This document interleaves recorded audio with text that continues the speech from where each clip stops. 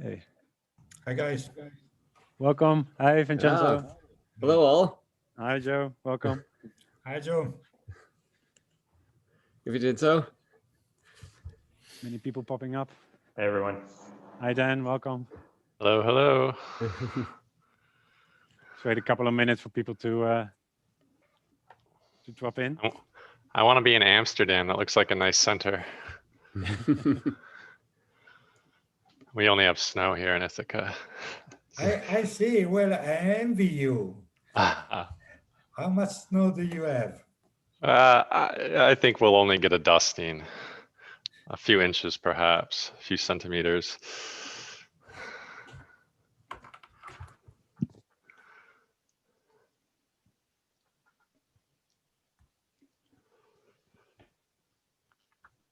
Nice to see so many of you already.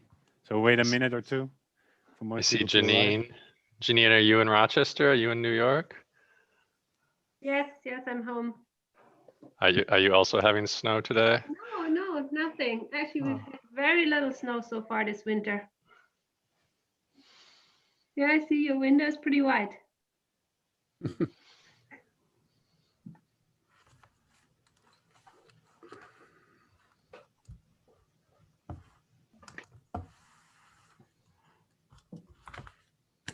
Okay, well, we wait for the last few people to drop in. I suggest that we sort of get started with some small household things to share.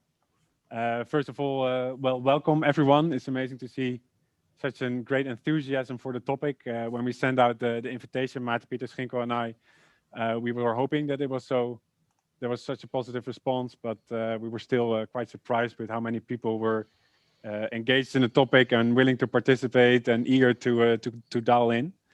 Now, what we've done is we wanted to keep the Zoom session relatively limited with the amount of people, such that there isn't overcrowding there and the two-way interaction doesn't get too messy. But we did want to open it up also for a broader audience. So for the broader audience, we also opened the YouTube channel that you can tune into. And we will moderate this YouTube channel chat function as well. So if you have any question, feel free to pop it up in the YouTube chat box, and we will ask it on your behalf if time permits. If you're part of the Zoom session and you're keen on asking a question, then feel free to put it in the chat box as well, and we will find a suitable moment in case the speaker doesn't notice your question, and we will let the speaker know that you're keen on asking a question, and we will give you the floor. You can unmute yourself. Then I think also I'd like to give the floor to Gerben for a minute to give some more practical tips and tricks on how to use the Zoom in the best way possible. Yes, so we will have multiple presentations today, and there will be different setups with how people share the screen.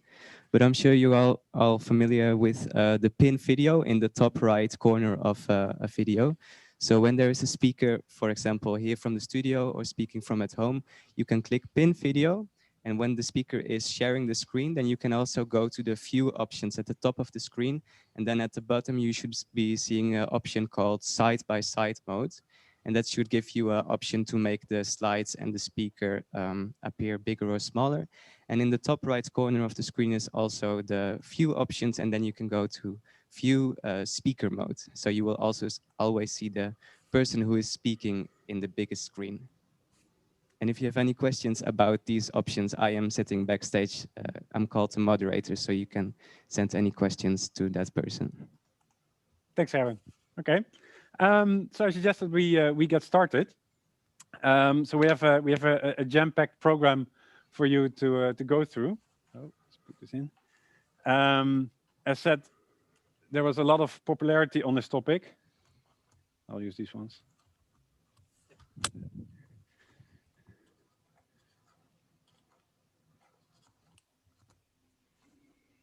So we're actually anticipating a lot stricter COVID regulations in the Netherlands starting tonight. So this is probably the last time that we could do this even virtually in this way. Otherwise, we would have had to do this all at home. So we're actually quite pleased that we had this last opportunity to do this semi-live. Looking very much forward to it. So, okay, let's get started. So in this introductory talk, I'll just briefly talk through a little bit on what the literature on algorithmic collusion is about. It has been very hip in competition policy circles, as you all know, for already a couple of years now. So we thought it was suitable to sort of take stock and see where everything is going, and to at the same time give the floor to people working on this area with all the new research that they're working on. So first, very brief step back. So pricing algorithms are changing competition, as we all know. So more and more prices are set by algorithms rather than humans. And as we all know, this has a lot of benefits. So it lowers the menu cost, so the cost of changing your prices. It helps in clearing markets. It may make it easier for firms to enter markets if they can use algorithms rather than to have to know the market by heart. They can let themselves be guided by the data, if you will, and this can help firms enter in new markets. But as competition economists, we're also very much concerned about what might be the risks of this rise in pricing algorithms. And that's where most of the discussion has been about. And when we talk about what are the risks to competition, there are a couple of things that that get mentioned. So I want to start with a little bit broader than just algorithmic collusion. So algorithmic collusion is one concern where pricing algorithms are used in one way or another to lead to prices that are above the competitive benchmark. But there are more concerns when you talk about pricing algorithms. So they can also change the pricing game, if you will, in such a way that the competitive outcome, the static Nash outcome of prices equal to marginal cost, are no longer in equilibrium, where the introduction or the use of pricing algorithms are in some way causing prices to increase. We have a couple of references on that as well. There's also talk about algorithmic price discrimination, where algorithms are used to estimate what is the willingness to pay of individual consumers and try to extract as much consumer surplus as possible. There's also talk of that being actually in tension with algorithmic collusion concerns, because it's difficult to at the same time collude on prices and at the other hand, price discriminate. And in as much as algorithms can help you enter market, they may also pose a barrier to entry for new firms. If the pricing algorithms rely on data that is proprietary, then it might actually make it difficult for firms to enter markets. So that's more the sort of the broad picture of when we talk about pricing algorithms, what might be the concerns. Now, when we talk about pricing algorithms, it's also good to sort of ask the question, okay, what is actually the kind of thing that we're talking about? Because people tend to have different conceptions of a pricing algorithm. Now, in the most broad sense, a pricing algorithm can range from anything from a very simple if that statement, if my competitor sets this price, I will set that price. But it can range all the way to these intricate black box optimization algorithms that make use of reinforcement learning or other kind of exploration algorithms that we will be talking about today. So there's not just one type of pricing algorithm. They can be developed in-house, so firms can develop them themselves. But what you see a lot as well is that they're actually developed by third parties and that they sell them as a software to different firms. Now, to give you sort of a taster of what kind of third-party software providers we're talking about. So here's just an example of 3 of them that offer a service in terms of pricing algorithm. So you have Eversight Labs, that's a firm that helps consumer goods companies optimally set their prices in a dynamic way. You have Repricer Express, which is a very popular third-party software provider that helps resellers or sellers on Amazon optimize their pricing strategy. And of course, ATI Systems, where Dan will talk about more in the second half of this conference. And this is an artificial intelligence company that helps petrol stations optimize their petrol prices. Yeah. And they're all related in one way or another to the benefits that we mentioned before. So helping reduce menu costs, help clear prices, help firms set more optimal prices and enter markets. But at the same time, it's also these kind of pricing softwares and pricing strategies where a lot of talk is, a lot of people are talking about today. Now, as you all know, authorities, policymakers, they're taking note. That's clear from the speeches that are held by policy officials, both in the US and the EU and elsewhere in the world. Australia, Canada as well, they're working on this. There have been hearings on this in the United States 2 years ago by the Federal Trade Commission, where I believe Joe Harrington has taken part of as well. And there have been a couple of reports already by the Portuguese Competition Authority, the French and the German published one a year ago. The Competition and Markets Authority in the UK published one on collusion and price discrimination. OECD had a roundtable on this topic about 3 years ago. And there's more in the pipeline. So the Dutch Authority of Consumers and Markets actually last week announced that they are going to start a new investigation into the use of algorithms, not necessarily in the context of pricing, it's in the context of recommendation algorithms, but still it's in the broad scheme of algorithms. Same as the CMA. The CMA is keen on publishing a report on algorithms in the course of next year.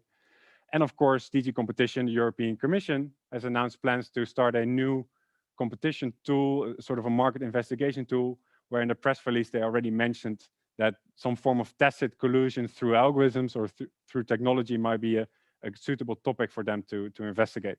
So there's a lot of attention in this topic on by authorities and policymakers. But the key question that we sort of hope to get answered here today during this conference is, okay, but what does the academic literature have to say on this? Okay, and what I'm going to do now is I'll do a very brief sort of whistle tour through the literature on a very high level to sort of structure the way and how different academics have been approaching this topic, in our view, and then I'll be introducing the speakers and we'll give the floor to new research on this topic. So taking stock of the academic literature so far, so this is based on an extended review that I provide in my own paper on algorithmic collusion.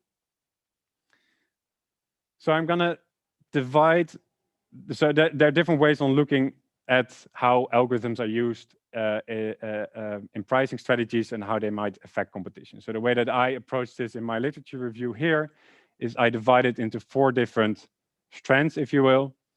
One has to do with static optimization, static in a sense that they focus on one period optimization, one period objective functions. The second one has to do with some form of commitment, short-term commitment. The third one has to do with demand prediction, where Janine has wrote about, and others as well, where algorithms are used to help predict the demand in the future. And the last category has to do with dynamic optimization, where algorithms are used to maximize not a one-period objective function, but a future stream of profits discounted. And then there the paper by Vincenzo and co-authors and my own paper belong to that one. And then I'll close off with a short literature on empirical evidence. So static optimization algorithms. So what I understand, but there's some discussion about that, and I'm sure that Arnoud will have something to say about that after I'm done as well. But when we talk about static optimization algorithm, what I mean with that is that you have an algorithm that is aimed to maximize a one-period profit, be a day, be a week, whatever, but it aims to optimize some static, it plays a static game, if you will. And there's been some literature on that shows that if you have static optimization algorithms that are misspecified, that's a Cooper et al. Paper that don't take into account their competitors. So you try to learn a model of the market that is assuming that you're a monopolist, even though you're not. Then this leads to an underestimation of your price elasticity, and this causes you to inadvertently set higher prices than you would optimally do under competition, and this causes prices to push up. Now, this is a theoretical paper, the Cooper et al. Paper, but this result also shows up in some of the simulation studies that have been done by, for instance, Hansen et al.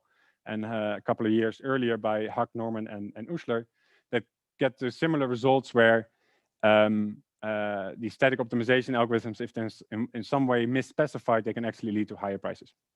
And there's a review done by Arnoud as well about 5 years ago on the topic of static optimization algorithms. But I'm going to let Arnoud tell you a bit more about that when I'm done. Now, the second strand of the literature is what I would call algorithmic commitment. Algorithmic commitment in the sense that one of the properties of pricing algorithms is that firms can delegate their pricing strategies to an algorithm, or they have to delegate it to an algorithm, and then the algorithm implements that. And in effect, what that means is that you're committed to a particular pricing strategy over the short run. And there are papers on that, particularly the recent paper by Brown and Alex McKay, that actually look at this as well. And they show that if firms can commit to some pricing strategy in a short run, and they can have different frequencies, then they will endogenously select in different frequencies. So firms don't update the prices at the same time. And what you will get then is a sort of a leader-follower strategy where one firm sets a price and the other one adjusts to that. And then in equilibrium, in the competitive equilibrium, prices will actually be higher than in a static Nash outcome. Also paper by Salcedo that also has some form of algorithmic commitment, and then firms can decode each other so they can interpret what kind of strategy the other one has. The third one that I want to point to is the demand prediction algorithms.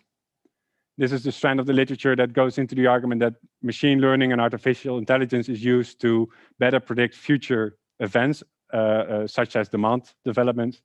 And this insight can then be used to say, okay, what does this do to cartel stability? So your standard cartel stability analysis, so the Rothenberg-Saloner, which I think is the approach that Janine and Catherine Tucker take in their paper, is they go to the Rothenberg-Saloner paper, where you have fluctuating demand, and then if you're better able to predict how demand is going to develop in the future, then this may or may not stabilize cartels. So the main insight from their paper is that it's actually not obvious that better demand prediction is going to stabilize cartels. It may actually have the opposite effect as well.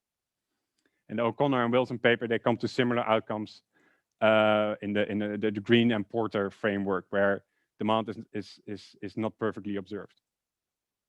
Now, also another paper, interesting paper that Joe Harrington is going to talk about today, has to do with also demand prediction algorithms, where algorithms are used to better predict demand, but then in the context of third-party pricing software sellers.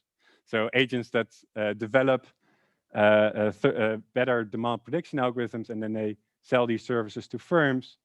But they, in setting their optimization strategy, they take into account that there might actually be a chance that they are matched with a competitor that uses the same algorithm. Right? So there are two competitors that actually source their pricing strategy, their algorithm from the same third-party seller that has a better demand prediction.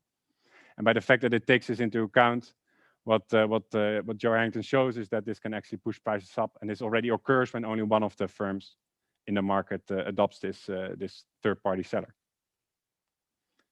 So the last trend that I want to talk about is what I would call dynamic optimization algorithms, and that's where you have algorithms that don't try to optimize a one-period objective function, but are explicitly designed with the aim of maximizing a future stream of discounted profits. Right? So you want it's your maximization of the complete future of your profit. So you take into account the dynamic effects of your action. So what I do now, how is that going to affect the future state of the world or my competitors' behavior? And theoretically, it's this framework that is necessary from an economic theory perspective to stabilize a collusive outcome, because you need this dynamic framework to allow for punishment strategies in case of deviation. You want to disincentivize deviation by punishing in the future, so you need this dynamic framework to implement such a punishment strategy.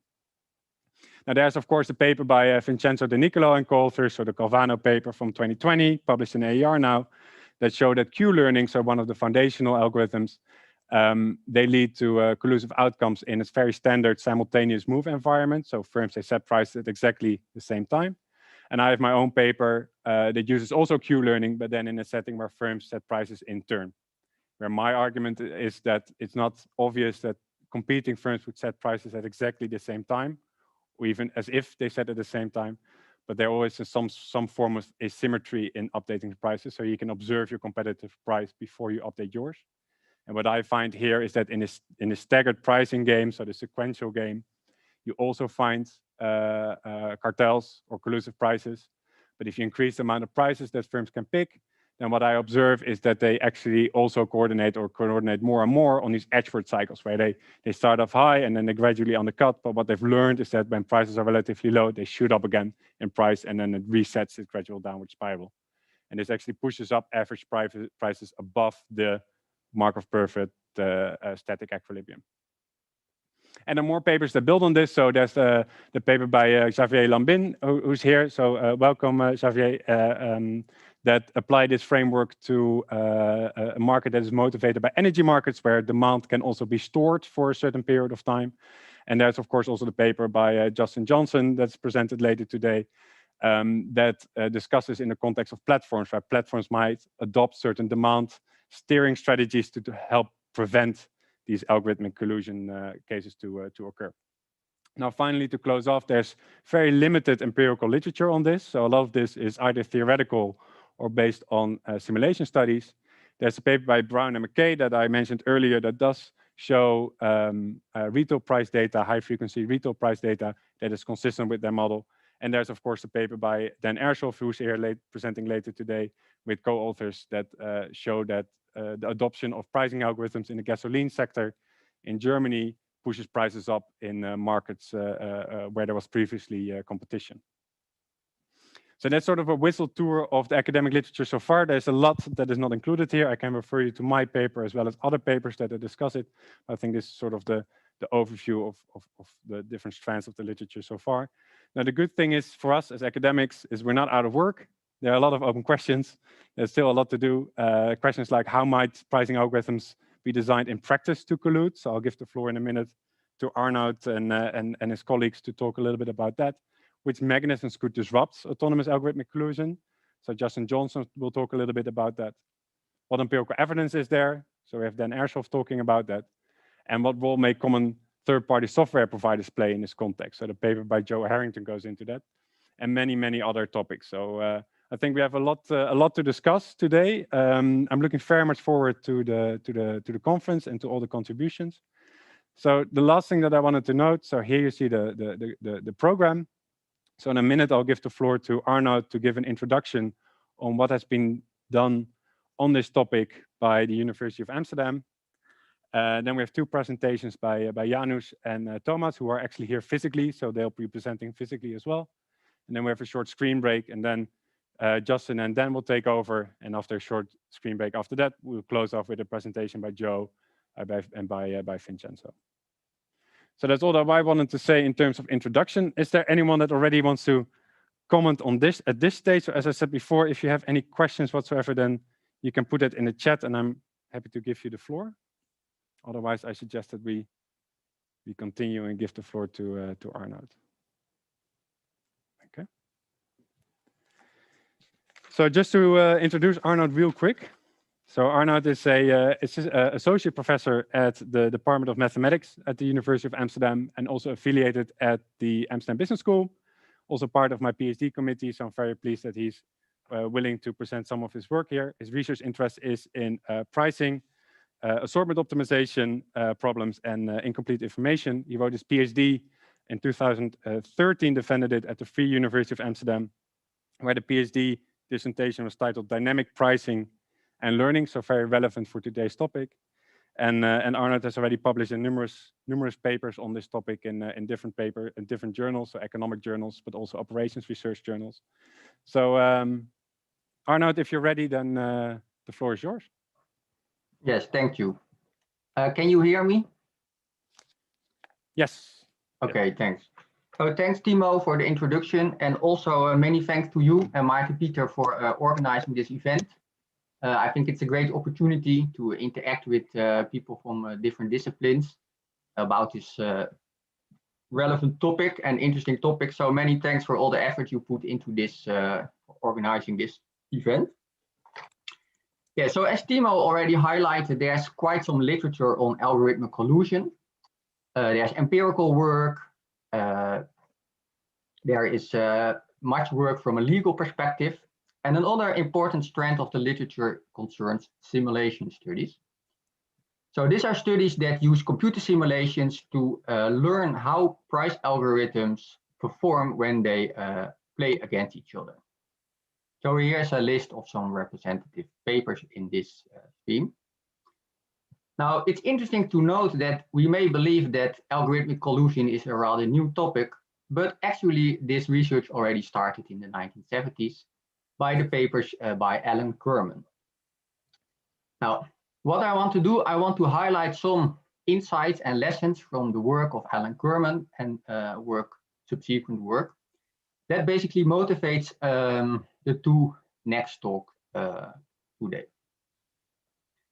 So Kerman considers a hub and spoke duopoly. That means a setting where there are two players in the market. And hub and spoke means that both the firms have bought their algorithms at the same supplier or at the same consultancy company. In addition, he considers an incomplete information setting. So the demand as function of price is unknown and has to be learned from sales data. And his algorithm is an independent algorithm, which means that the presence of competition is not directly taken into account, but only indirectly. Now, the algorithm he considers is really basic. It's called iterated least squares, and it works as follows. You assume that the demand as function of price is linear with some unknown slope and intercept parameters.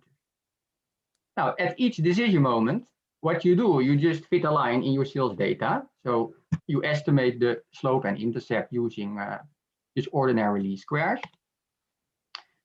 Well, next you compute the corresponding estimated optimal price and you charge this price. Now, then you collect new sales data and you repeat this procedure. You again update your parameters and so on. So this policy basically says always do what seems best given your current statistical estimate.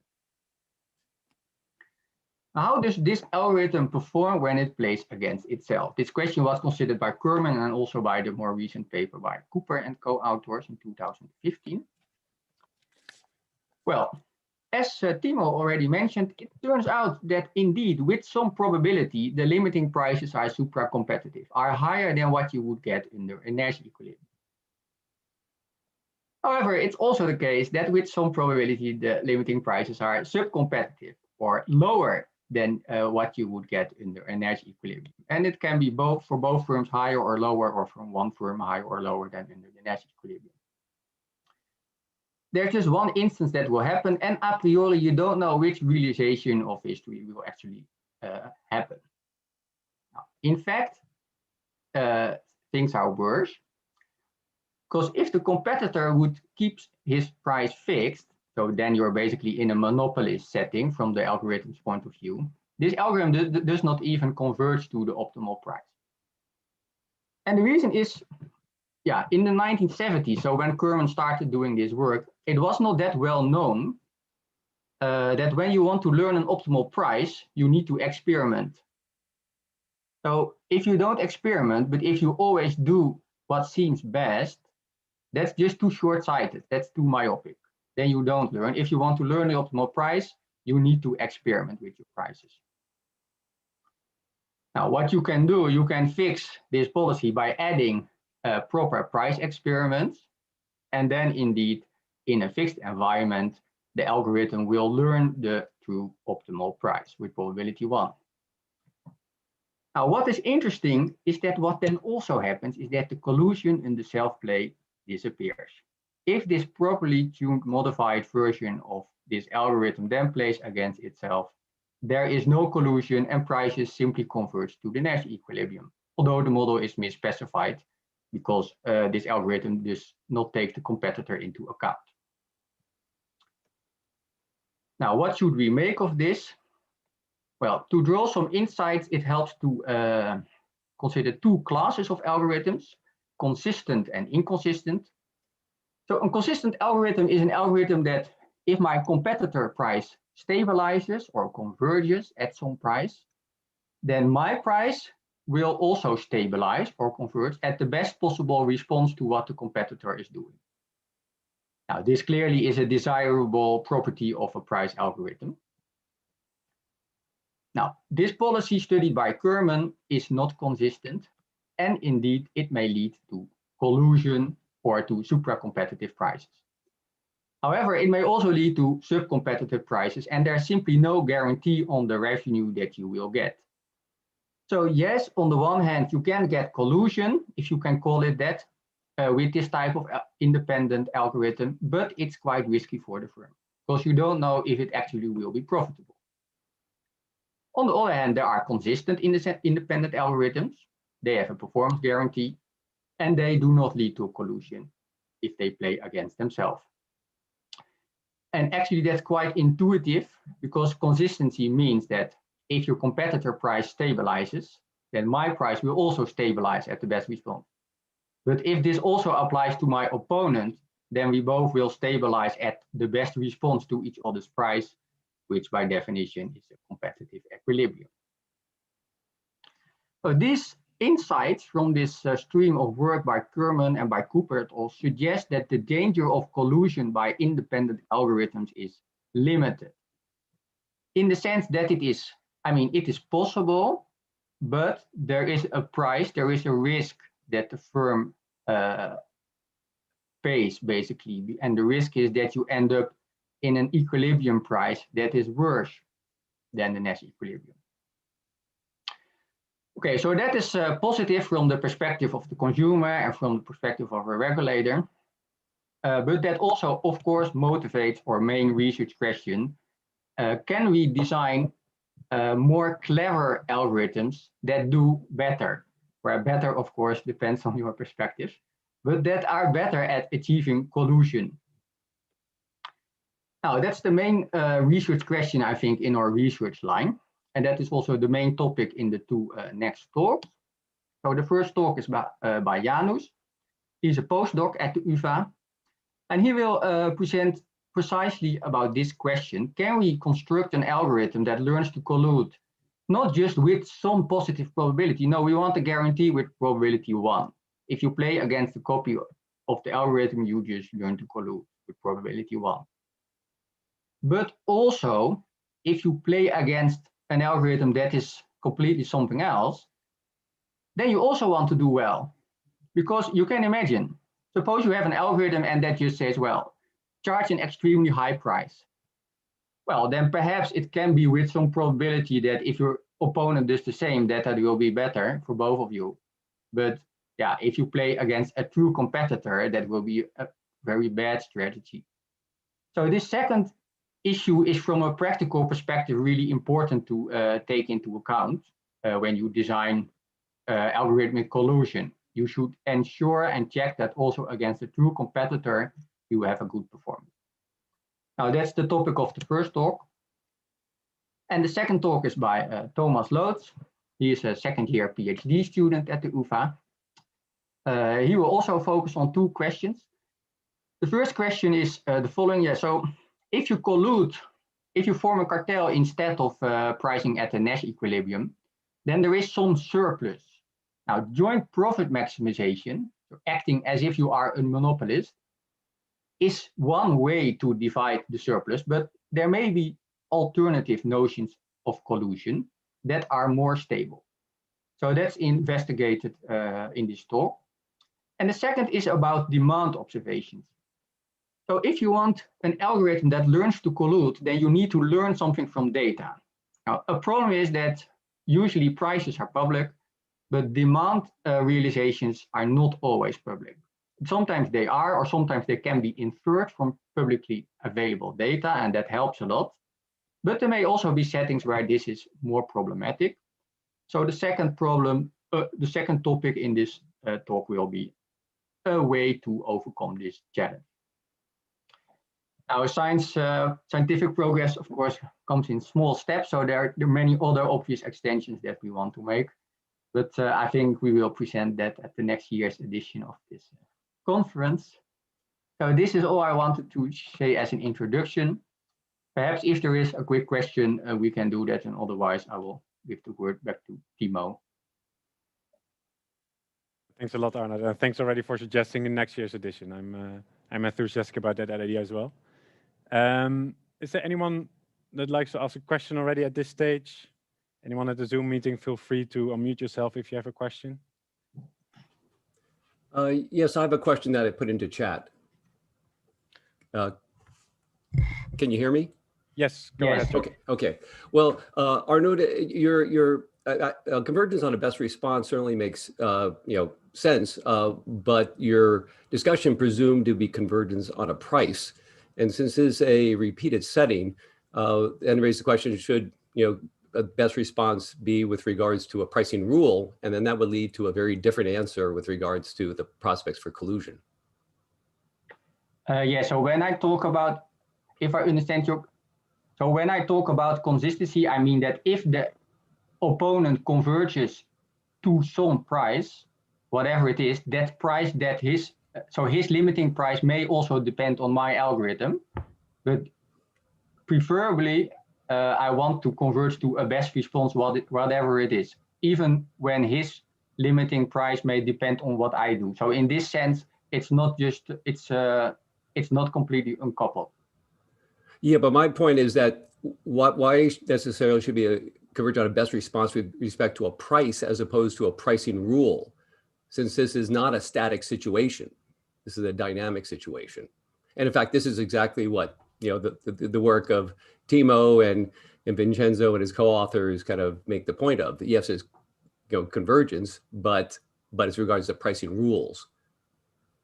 So, I don't want to delay the remainder of the conference, but just put that point out there as a comment in response to your presentation. So maybe really quickly, so in our work, we usually look at, we don't look at infinite horizon discounted rewards, but we usually look at just a convergence of price as time goes to infinity, and also at convergence rate. So without discounting, because in our field, that's the more common approach, although like in other fields, the more economic fields, it's more common perhaps to use the infinite horizon discounted reward. So, but then it doesn't matter, because then if you're just interested in converting to the best price as time goes to infinity. But perhaps for time reasons, we should. Yeah, I think the good sign is that we're getting to what seems to be a heart of the discussion here at a time that we're already pressed for time. But thanks for the question. I suggest that we continue to Janus. So Arnoud already introduced Janus as the postdoc working for him on this topic. Janus has a bachelor and a master's in theoretical and mathematical physics from the University of Stellenbosch, and finished his PhD at the University of Leiden, I think 2 years ago now, and has been working on the topic of well, as Arnoud already introduced. So let's take a minute for everything to be set up.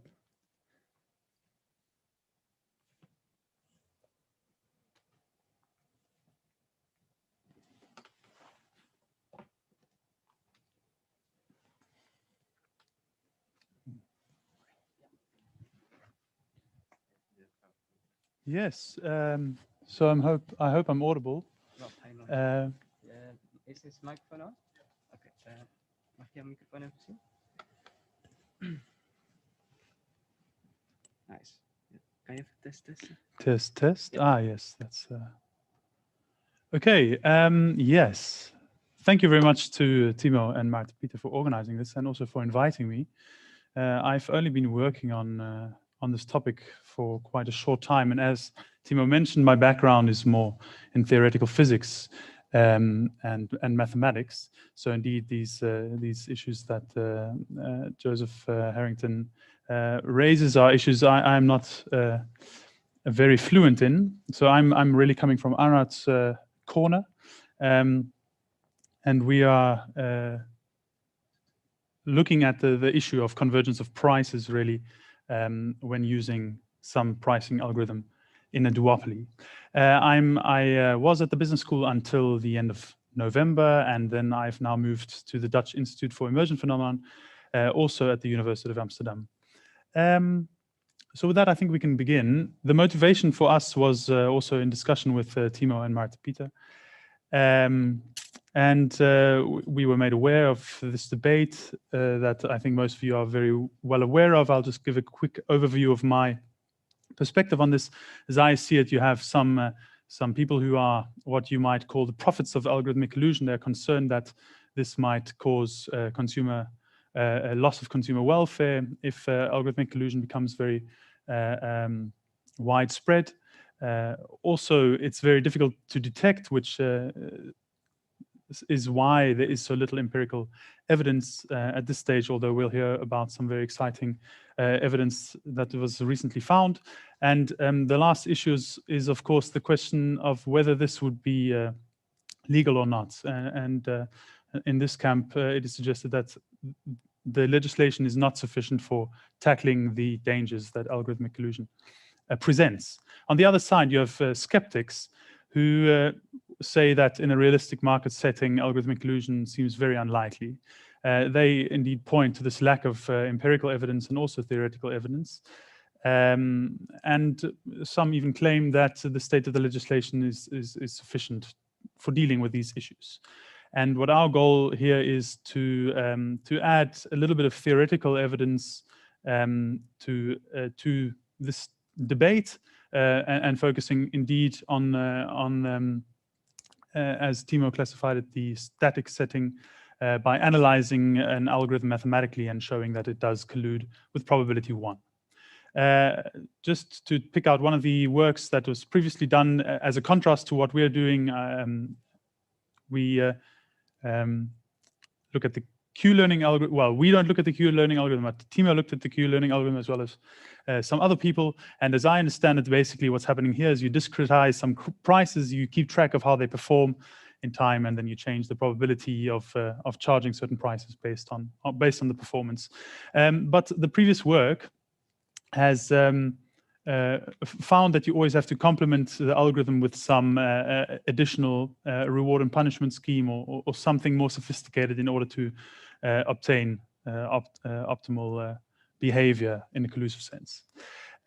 So that's the issue that we're coming in on. Collusion here is spontaneous, but is not guaranteed. So we want to come up with something that guarantees collusion when applied in a duopoly, at least. So just take a quick look at the setting that we're concerned with. We're looking at two firms in a market selling the same product. And at each point in time, the firms are allowed to pick a price, and they charge the price. And based on the price, the demand model, well, if there is such a thing, somehow gives them a realized demand. And we assume that this is some noisy observation. So there is some underlying demand model.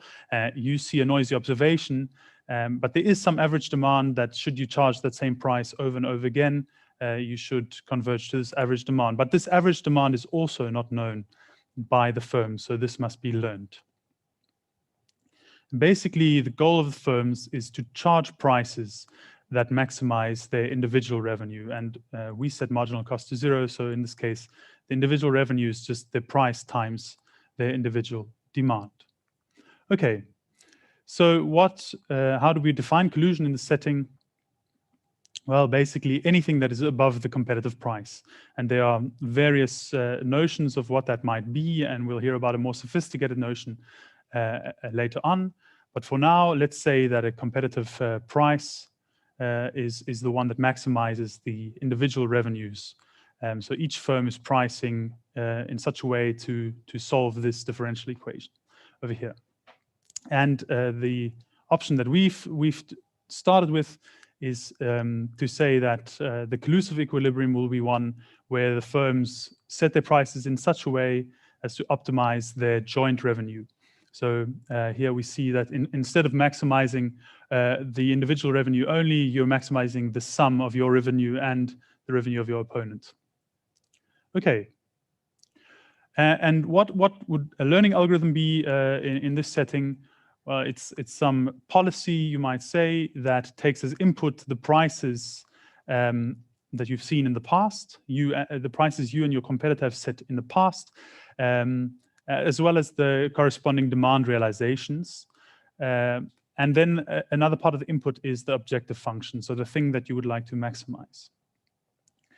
Now, note here that one of the issues for our algorithm, or one of the things, is that both players need to know the demand realizations of the other player. So you need to have some demand sharing for this algorithm, but there might be some ways to get around this at a later stage. And what the algorithm is going to output is some price, and of course the hope is that in the long time limit, this price will converge to the collusive price when it is profitable to collude, and the competitive price when it is not profitable to collude. And this is necessary because in not all demand models is it profitable to collude always. So our algorithm basically splits time into cycles, and in each cycle you have 5 phases.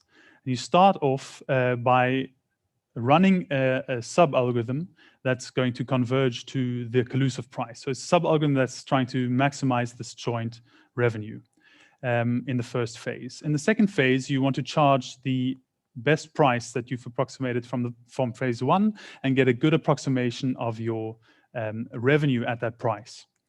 Then you're going to switch to a competitive sub-algorithm. You're going to converge to the competitive equilibrium and charge the best estimate of the optimal price of that algorithm for a fixed amount of time in order to get, once again, a good estimate of the revenue for that price.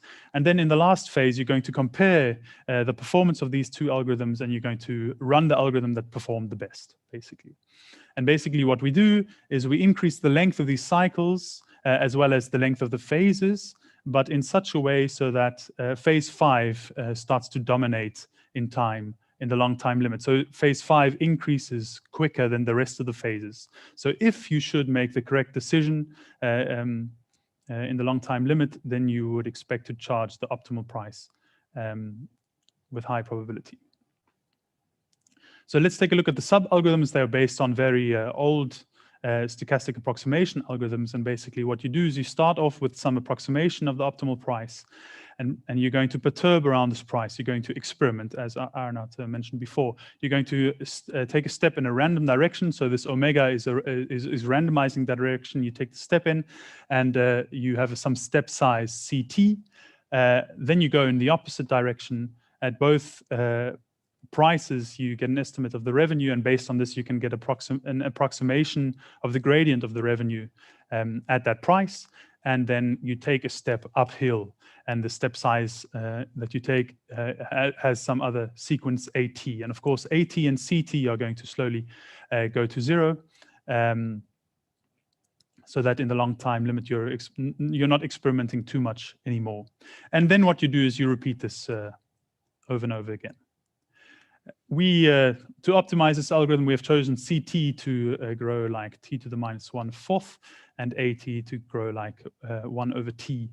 And the randomization we've chosen here is just to have omega be a Bernoulli random variable. And this is just to avoid having to synchronize the experimentation of the two firms, because that would require some communication.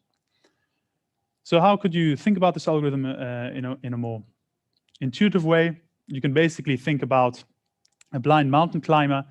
If you have a nice mountain that is sufficiently smooth, you can imagine a blind mountain climber standing at a point, taking a step in a random direction, then taking the same size step in the opposite direction. And they should feel which direction is uphill, and then they can take a definite step in the direction that is uphill. And you could imagine that if you do this long enough and there aren't any sudden cliffs anywhere, you should reach the highest point of the mountain at some point. So what's the difference between these two sub-algorithms then? It's just which mountain you're climbing. You're either climbing the mountain of the joint revenue in the case of the collusive sub-algorithm, but in the competitive sub-algorithm, you're climbing the mountain of the individual revenue, or actually the individual revenue given your opponent's price at that point in time. And then basically what you do in phase 5 is you're comparing the height of the mountains. You want to climb the mountain that is higher in the end. Now, one thing to note here already is that when the algorithm switches between the two sub-algorithms, you will see large jumps in the pricing sequence, because each time you go back to using the other sub-algorithm, you go back to the optimal price approximation of that sub-algorithm. And so you will see these large jumps, synchronized jumps in the pricing sequence. And this might be something to use to detect algorithmic collusion.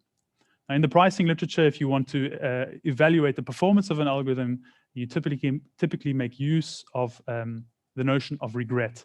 And in this case, we're using relative regret, which means that we divide by the optimal revenue over here.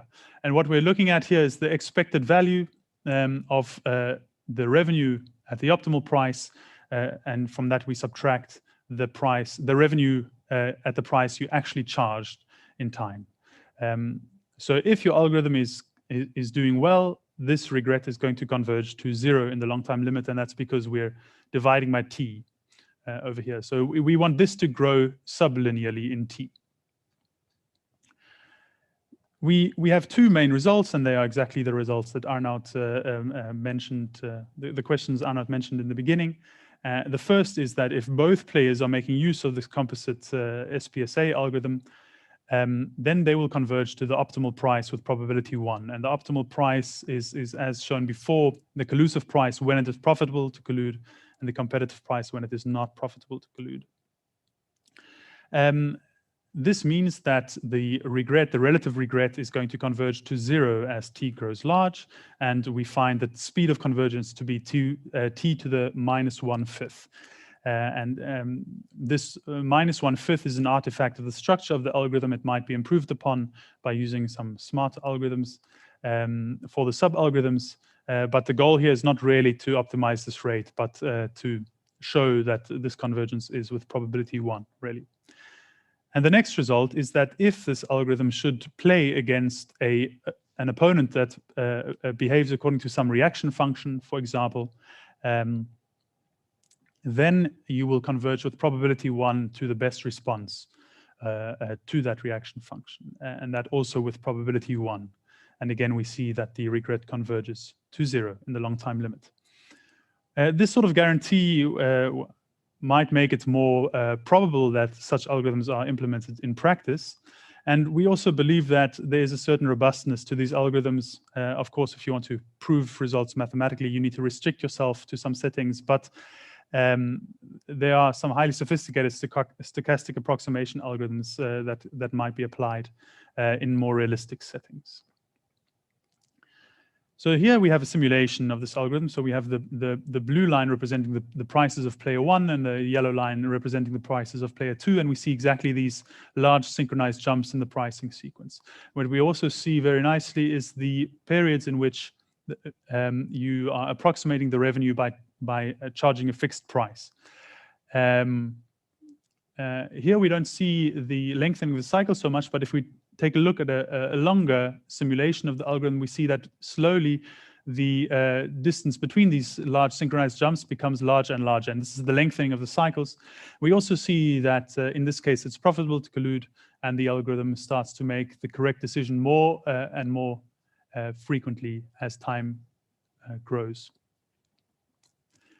If we make a plot of the regret, we see that it very nicely converges to 0, and by taking a number of samples, we can also plot upper and lower confidence interval bounds.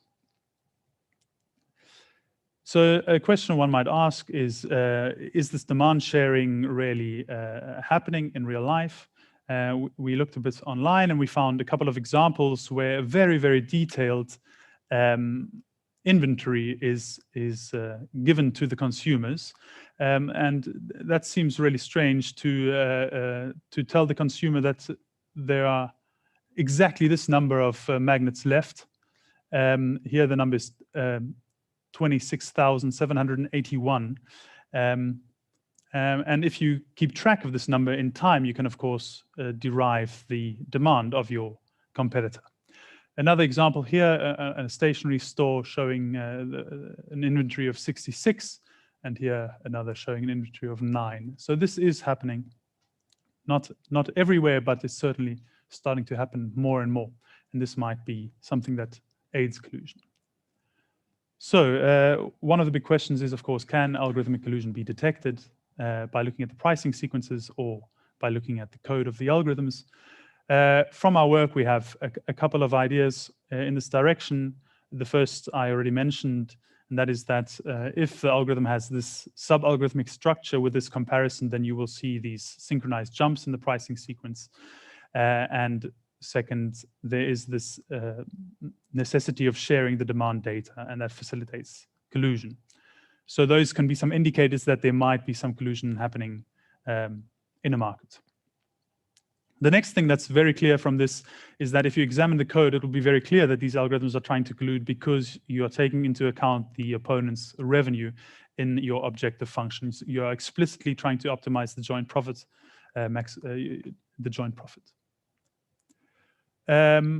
Concerning the question whether this algorithm would be legal in practice, well, we think yes. You're certainly allowed to set any price. There are no restrictions on the prices you set. You're also allowed to set a price that is super competitive if you expect that this will be profitable. You can do this based on some calculation, and you can certainly outsource that calculation to some computer. So we think this algorithm will be legal. So if you're willing to accept that algorithmic collusion is possible, then how could the law be changed? or adapted. And Joe Harrington, in a series of papers, suggests that the essential property is the inclusion of a reward and punishment scheme in the algorithm. So this is a necessary condition to guarantee collusion. So what we thought about is that perhaps you could think of something that is a little bit broader, that also includes the reward and punishment scheme, which is suggested by our research, and that is to prohibit joint profit maximization, or actually more generally, the consideration of the competitor's revenue in your objective function. And this might be easier to identify by examining the code. And on that point, let me note that we sort of have an implicit reward and punishment scheme in our algorithm, because, of course, if your opponent is pricing competitively in the period that you are pricing collusively, then you automatically are going to price competitively in phase 5. And that's somehow a response to the opponent pricing competitively in that phase. Of course, as noted here in the footnotes, if some opponent would learn the exact structure of the algorithm, they could, of course, exploit this by pricing collusively in the collusive sub-algorithm phase, but then pricing competitively in phase 5. But that would only work against this very specific algorithm, and so would perhaps not perform well against any other algorithms. So why not regulate the reward and punishment scheme then? Well, this might be quite difficult to detect from the algorithm itself, especially if it's learned sort of spontaneously, while the inclusion of the competitor's revenue in your objective function needs to be explicitly encoded in the algorithm, and that could be detected by examining the code. Of course, then the code would have to be made available to the policy authorities, the enforcement authorities. So an interesting question that we are, of course, no experts on is to analyze this distinction between this explicit joint profit maximization and this spontaneous collusion that arises in, for example, the Q-learning setting. So in conclusion, this is the first algorithm where we show that really with probability 1, you're guaranteed to converge if both firms employ it. Another nice property of the algorithm is that it's non-parametric, so we don't assume any form for the demand model. Of course, it must satisfy some conditions, but there's no explicit assumption on the form the demand model has to take. As far as we're aware, this first mathematical analysis of algorithmic collusion in the sense of convergence of the prices to the collusive price. And we also have the very nice property that if you're playing against a response function, then you're going to converge to the best response to that function. And as mentioned before, we expect there to be some robustness in this, so that it should also converge to the best response when playing against algorithms that are doing something a little bit more complicated than a response function. And the last thing is that we show that sharing demand data is really very useful if you are trying to collude. A couple of extensions, the most obvious is to extend this to a situation where we have more than 2 players. The difficulty here is that as soon as you have more than 2 players, the number of cartels that could be formed is more than just 2. You could think of subgroups forming cartels or competing cartels even. And so how this algorithm needs to be adapted is not immediately clear. And the second extension would be to try and relax the demand sharing restriction, and that's exactly something that's being looked at by Thomas, who will be the next to talk. Here are some references. I think also the paper that we have written is going to be made available online, so feel free to take a look at that in more detail. And I thank you for your attention.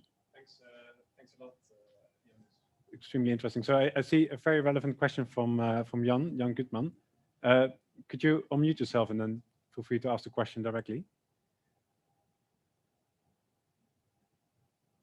You still have to put on the microphone. Okay, wait a second. Can you hear me? Yes. Okay. Hello, everyone. Thanks for the presentation. It was very interesting.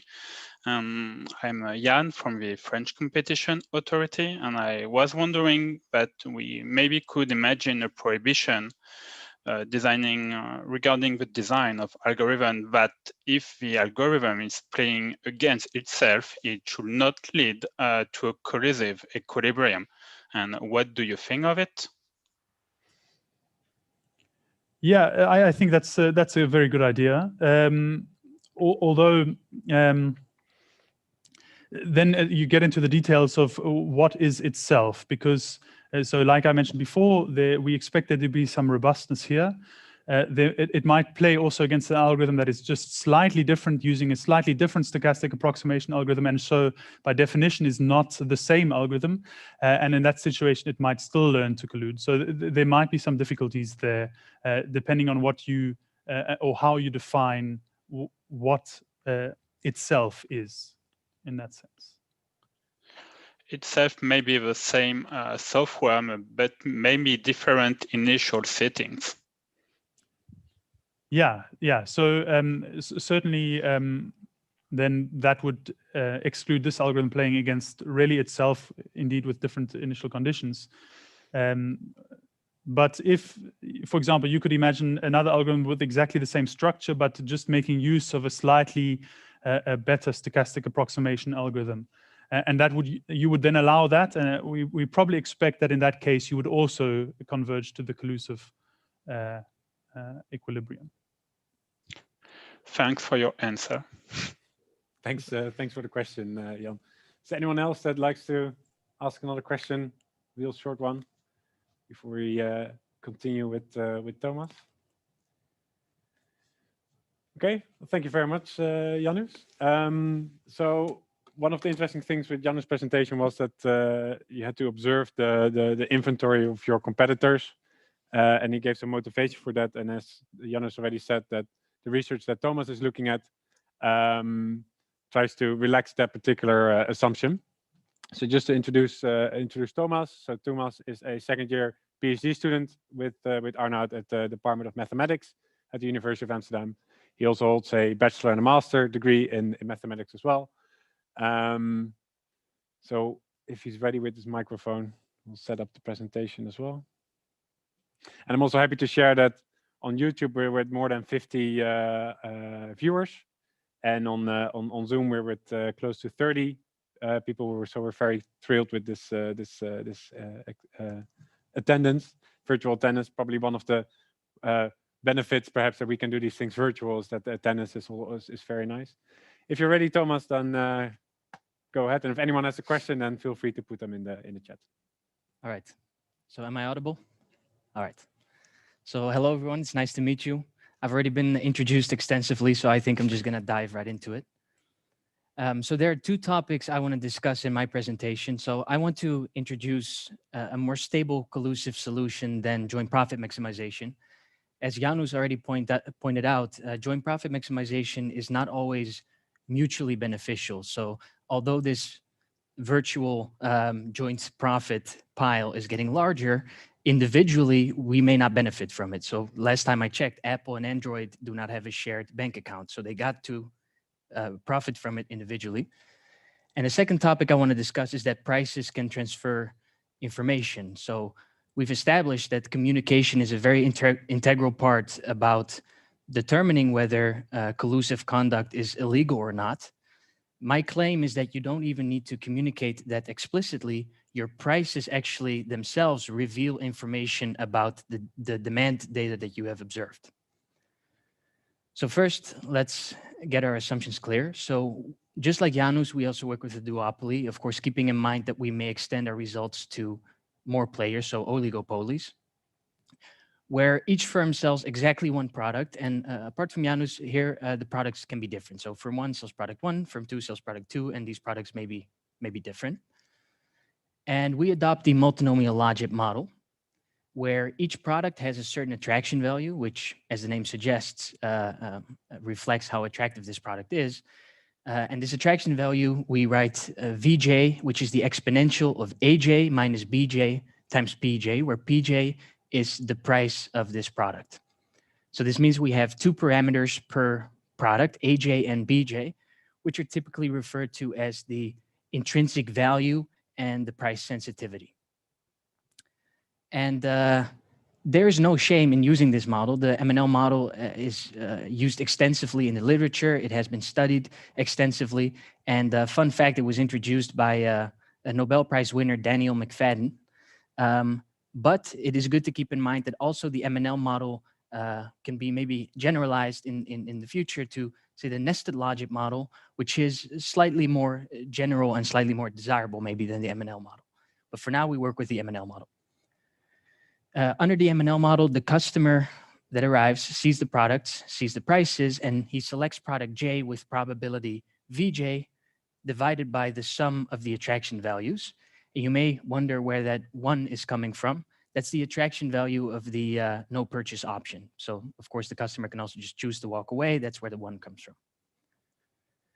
We further assume that the customer purchases at most 1 product and at most 1 unit. So at most 1 product is a very typical assumption for discrete choice models in general, of which the MNL model is a specific case.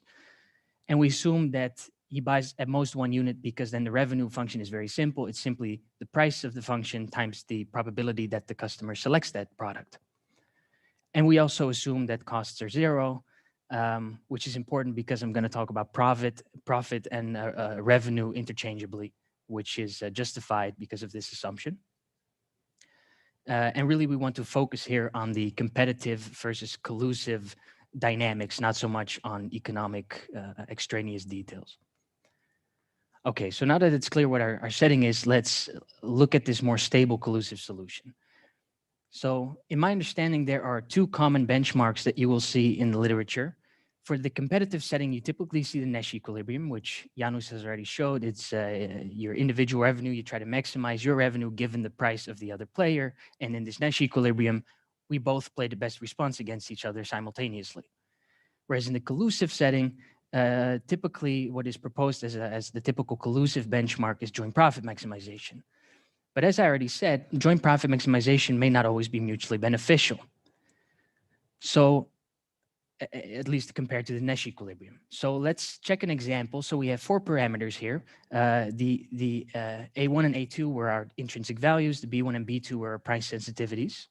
And for this particular parameter vector, if we shift from the Nash equilibrium to joint profit maximization, the revenue of firm 1 increases by about 10%, goes from 200 price unit, $200 or whatever to 220. So far, so good. But the revenue of firm 2 decreases by about 50%. It goes from 14 units to 7 units. So in this sense, joint profit maximization can be very polarizing. It's making the rich just a little bit more rich, and it's making the poor a whole lot more poor. So this is just 1 parameter vector. But of course, you can ask yourself the questions, well, how often is shifting from the Nash equilibrium to joint profit maximization not mutually beneficial? For how many parameter vectors does this kind of behavior occur? So we ran a simulation where we sampled 1 million random parameter vectors, A1, A2, B1, B2, where we chose the intrinsic values uniformly between -4 and 4, again, randomly. And the price sensitivities, we sampled those between 1,000 and 100, also uniformly. And if you're wondering where these parameter sets are coming from, these are based on empirical studies that have been used. These parameter sets have been used in the literature more often. So I didn't come up with this myself. And it turned out that in 85% of the cases, shifting from the Nash equilibrium to joint profit maximization was not actually mutually beneficial. So in 85% of these parameter vectors, this was not even a feasible collusive solution. At least 1 firm would not be willing to go for JPM. So how do we come up with an alternative? Well, we propose a different collusive solution called fair Pareto optimization, abbreviated by FPO. And FPO is based on 2 axioms, 2 assumptions that ensure that shifting from the Nash equilibrium to FPO is always mutually beneficial. And before I introduce these axioms, let me introduce a little bit of notation. So let R1 and R2 be the revenues of firm 1 and firm 2 under the price pair P1, P2. And let R1 and E and R2 and E denote the revenues under the Nash equilibrium. The first axiom is that we want equal relative gains. So this revenue ratio of R1, R2 under this price pair that we're looking for has to be the same as the revenue ratio of the firms under the Nash equilibrium. So if, for example, in a Nash equilibrium, firm 2 is making twice as much as firm 1, we also want firm 2 earning twice as much in our collusive solution.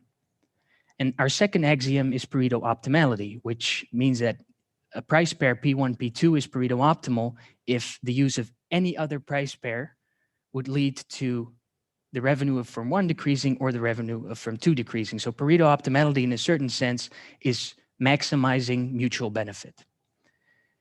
And our biggest contribution so far is that we proved this theorem, which says that there exists exactly one solution that satisfies these axioms. And it's that solution that we call the FPO solution. And by the way, I didn't mention this before, but the Nash equilibrium and the joint profit maximization solutions are also unique under this duopoly M&L model. Okay, so now let's compare revenues between FPO and JPM. We have these two different collusive strategies now, and how do they actually perform? So we continue this simulation that we ran, and in the 15% of the cases for which JPM was mutually beneficial, on average, shifting from the Nash equilibrium to either JPM or FPO caused a solo revenue increase of about 7%. So in these 15% of the cases, FPO and JPM performed about the same. However, in the other 85% of the cases in which JPM wasn't even really feasible, on average, shifting from the Nash equilibrium to FPO caused a solo revenue increase of about 3%. So whereas JPM isn't even feasible, FPO is giving you a small improvement, but an improvement nonetheless. And just for completeness sake, of course, you wouldn't use JPM in this setting because one firm is not even willing to go there. They'd rather have the Nash equilibrium. But JPM caused a solo revenue decrease of about 9% in these settings, just to give you an idea of how bad it is in these 85% of the cases. So let's also do a price comparison. So what happens if we go from the competitive Nash equilibrium to the collusive FPO solution? Well, this is another theorem that we proved. For both products, the FPO price is always higher than the Nash equilibrium price. This theorem is very important because it shows that there is a threat to consumer welfare under FPO. And in fact, in our simulations, on average, shifting from NE to FPO caused a price increase of about 22%. So not only are the FPO prices higher, they're actually quite significantly higher. So my key points for this first part of the presentation is that FPO is always mutually beneficial. FPO is stable as it inherently distributes the collusive surplus fairly. So the collusive surplus is the extra amount of revenue made because we're collaborating instead of competing. And it's distributed fairly because of this equal relative gains axiom. FPO prices are super competitive, threatening consumer welfare. And the last thing I didn't mention yet, collusion detection methods should not focus only on JPM. So we saw here that there are other ways to collude. There are strategies that are just as threatening to JPM, but most collusion detection, as far as I've seen in the literature, focus on not so much detecting collusion, but on detecting JPM. But now we see that there are other strategies in JPM. So this is important for people that are trying to detect collusion. So now let's get to the second part of my presentation, that prices can transfer information. So we have to extend our model a little bit. And in terms of what Arnoud has mentioned before, up to now, we looked at, say, the static optimization, and now we're going to move to dynamic optimization. So suppose that the selling season is continuous, just as in real life, and finite, although its length may be unknown in advance. Prices can be updated at any time, but we propose an algorithm that partitions the selling season into small time intervals, 0 to 1, 1 to 2, 2 to 3. So these all have unit length, where we choose this unit length to be very small. So like a second or a fraction of a second. And the environment that we keep in mind there is, let's say, an online platform with dynamic pricing where prices are adapted very, very regularly. And this algorithm updates the prices at the beginning of each of these small time intervals. Furthermore, we assume that at most one customer arrives per time interval t to t plus 1 for every t, which is a reasonable assumption because these time intervals are so incredibly small that the probability that 2 or more customers arrive simultaneously in the same interval is quadratically small and therefore negligible. So how do we implement this FPO solution into a collusive pricing algorithm. So let's consider the perspective of firm J and denote the FPO price for firm J under the parameter vector theta by Pj FPO theta, where theta is just the parameter vector A1, A2, B1, B2, and we assume that this parameter vector is unknown. Of course, if this parameter vector was known, we can just both put the FPO price, and this would be bad for the consumer. But what if this is unknown? Then we have to estimate theta. So a natural collusive strategy in that case is that for every of these time points, based on the observed demand information from the previous time points, so 0 to t minus 1, we compute the maximum likelihood estimator theta hat t for theta, and then we charge the corresponding fair Pareto optimal price evaluated in theta hat. However, there's a little bit of a problem with this policy is that computing the maximum likelihood estimator requires the demand information of both firms. And if you work with a setting where demand information is shared, then this is not a problem. But what happens if this information is not shared between firms? Well, my claim is that this is not a problem because the prices actually reveal this demand information.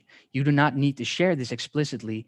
This information can be derived from the prices themselves. So I want to illustrate this with an example. So without loss of generality, consider the perspective of firm 1. If you would consider the perspective of firm 2, everything is the same, just the 1 and 2 would swap. Suppose that demand information has been successfully shared up to time t. It is now time t plus 1, and the demand information during the last time interval t to t plus 1 has not been shared. How do we proceed? Okay, so really we're doing some kind of induction proof here. Everything is right to t, and now in this last time interval, we need to make sure that demand information is shared. Well, firm 1 can just go through this flow chart. So first of all, here on the left, we see a table with price pairs where the yes and no refers to whether that firm sold something or not in this last time interval t to t plus 1. So for example, the yes is excluded because we assume that at most one customer arrives, customers buy at most one product, so firm 1 and firm 2 are not both going to make a sale. So every of these 3 possible cases corresponds to a certain FPO price pairs. So now we go through this flow chart. So did I, as firm 1, sell a product during this last time interval? If I did, then I know that I'm in this particular case. Firm 1 sold the product, firm 2 didn't. So I just am going to put the price 12. There's no ambiguity in that case. However, if I did not sell a product in this last time interval, what we can do, for example, in this case, we're in this row, there's 2 options, either firm 2 sold something or not. I don't know which one is the case. I can just assume that they didn't sell anything. So I'm going to charge the price 10. Then I look at time t plus 1, whether firm 2 charged the price 21. If indeed he charged 21, there's not a problem. We made the right assumption and we can just move on. We use the right information. However, if firm 2 charged the price 23, we know that we made the false assumption that we were in this case. So we quickly have to adapt our price to 9 instead. And we can do this very, very rapidly. We would do this at time t plus 1 plus epsilon, where epsilon is very, very small. Oh, I'm sorry. And in the last case, if firm 2 does not put 21 and does not charge 23, in that case, we have detected deflection. In this case, we know that firm 2 is not actually using the same algorithm as us. So we're not in this hub and spoke scenario where you and me are using the same pricing software. So in this case, we have observed that the other firm is deflecting and we may want to change strategies. For example, go to a competitive strategy. Okay, so this is just a collusive strategy that I showed you before. I now argued. Sorry, Thomas. Yes. To interrupt you. So there's some discussion in the chat on Zoom and in YouTube, where maybe you can say something about it as well. So what is the appeal of this fair Pareto optimum over, say, the Nash bargaining solution? What is the Nash bargaining solution? Or maybe Arnoud can jump in because he's been trying to answer all the chat functions, chat questions. Thank you. So maybe he can respond to that collectively. Yeah, so very briefly, so what we consider is basically equivalent to the equal relative gains. So you want both firms to have equal revenue or profit relative to what they earn under the Nash equilibrium. So basically, they both end up like 10% higher. But that's just a choice. but in fact, you can just implement another choice. If you prefer like equal absolute gains compared to the Nash equilibrium, or another bargaining solution, that's also possible. Yes. Does anyone have a follow-up question on that? Or? Then I suggest, Thomas, that you continue. Thanks. All right. Okay, so we have this collusive policy, and I argued now that it doesn't matter whether we explicitly share this demand information or we don't. In the case that we don't, we can actually derive this information from the prices themselves. However, we're not quite done, and I think I'm going to go over this relatively quickly. As Arnoud explained earlier, if we apply this pricing policy itself, we do not use enough experimentation in our prices. So actually, if we want things to converge, if we want theta hat to converge to theta, and we want our prices to converge to the FPO price under the real theta, we have to use a certain price perturbation where the perturbation goes to 0 over time. So I'm just going to skip through this a little bit. So instead of putting this price only, we have to put this price plus a perturbation where delta t goes to 0 over time. And this guarantees convergence to the correct values. And if you want to know more about this, Arnoud actually wrote a paper that I'm quite a big fan of. It's called Controlled Variance Pricing, or at least has Controlled Variance Pricing in the title. And I think he does a great job of explaining why we need these perturbations. So my key points for this last part of my presentation was that prices inevitably, even unintentionally, transfer demand information. You don't need to communicate explicitly. You don't even have to make an effort. The prices themselves communicate for you. And algorithms can use this information to learn to collude under incomplete information. And also, they can immediately detect deflection from competitors. So if they do not use the same algorithm, we can immediately refer back to some competitive strategy, for example, a best response. So to conclude, Janusz made this beautiful picture. I couldn't resist to use it. Be wary of different collusive strategies. Be aware, so certainly for the policymakers and the people that are trying to detect collusion, be aware that joint profit maximization is not the only collusive strategies, but there's definitely other collusive strategies out there that are just as dangerous and just as threatening to consumer welfare, such as FPO. And also, communication does not require cigars or even intent. We have this old-fashioned idea that collusion occurs in these rooms filled with smoke and old rich men smoking cigars. But due to algorithms, communication is decreasingly necessary. And even if you're not trying to collude, algorithms may actually learn to collude for you by the information transferred by prices, even if you do not intend them to do so. Okay, thank you for listening, and I'm happy to take any questions if there are any. Thanks a lot, Thomas. So there was one question, it's more of a practical question, I suppose, that was asked on YouTube by Claudio Piga. So I'll read out the question. Was more a statement, but curious about your response. Is that the idea that prices change every second on platforms is not as general as one might think. So hotel prices, for instance, stay fixed for days on platforms. So for instance, booking.com, and airline pricing is updated very infrequently. So if you think about this in, I suppose, generalizing this statement to a question. So if you would think about this in a practical application, so what kind of applications might fit the setting of very frequent price changes? Well, I think even in those cases, this would be applicable. The prices may converge a little bit slower because there's less time points in the selling season to begin with. But I guess stock markets, are extreme examples where prices change in really extremely small parts of seconds. So maybe more like a stock market kind of scenario. Good, thanks. Is there anyone else, perhaps in the Zoom audience, that would like to ask a question? Feel free to unmute yourself if you have a question to ask.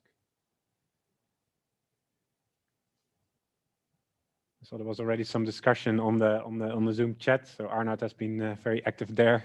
Thanks you for that. Thanks for that, Arnoud.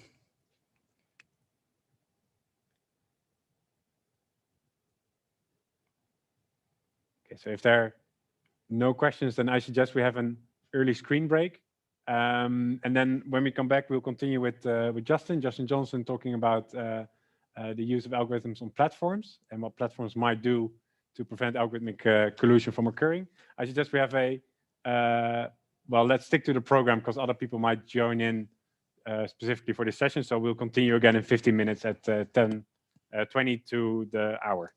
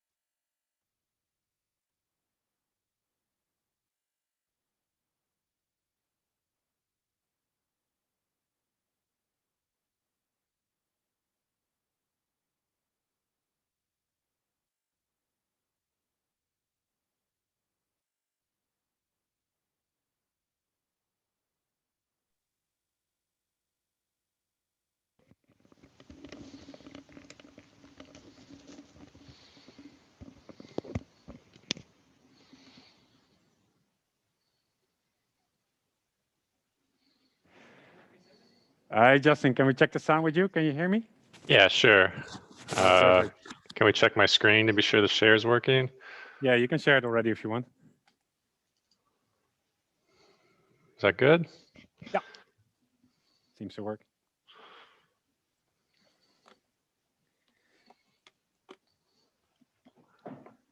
So after a light introduction in the first half into the mathematics behind algorithmic pricing, we now continue more on the economic field within the research. So welcome back, everyone. Good to see you all.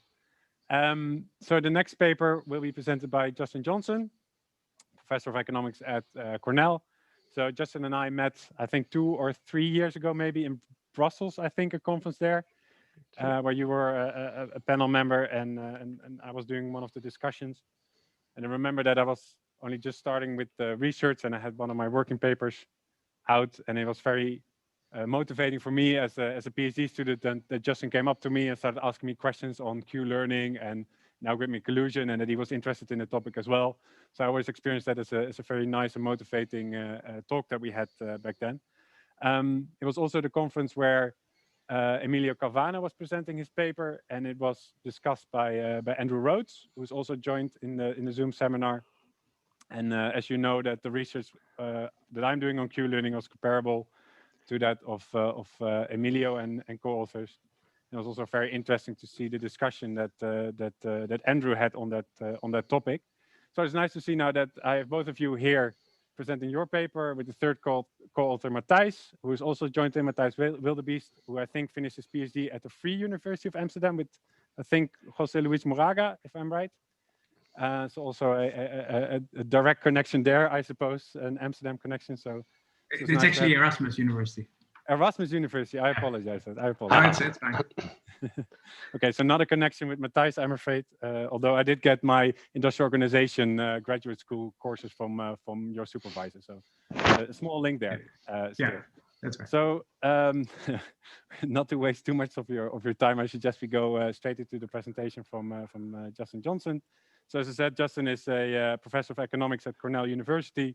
He finished his PhD at MIT in 1999. He has a bachelor in mathematics from the University of Florida. His research focuses also on industrial organization and antitrust, although I've seen from his publications that he has a very wide interest. I think also publications in the Journal of Macroeconomics as well. Let's call that a use sin. Numerous publications, AER, RAND, Journal of Law and Economics, IJO, etc.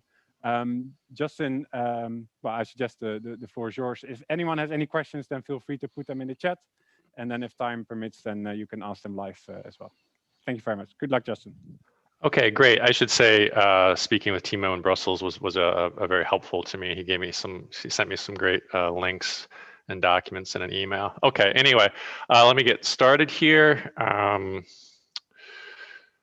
Oops, I am looking at the wrong, there we go. Okay, probably don't need a huge introduction, but I want to emphasize that we're focusing on a marketplace setting, and of course where the sellers themselves set prices. This is an increasingly common circumstance.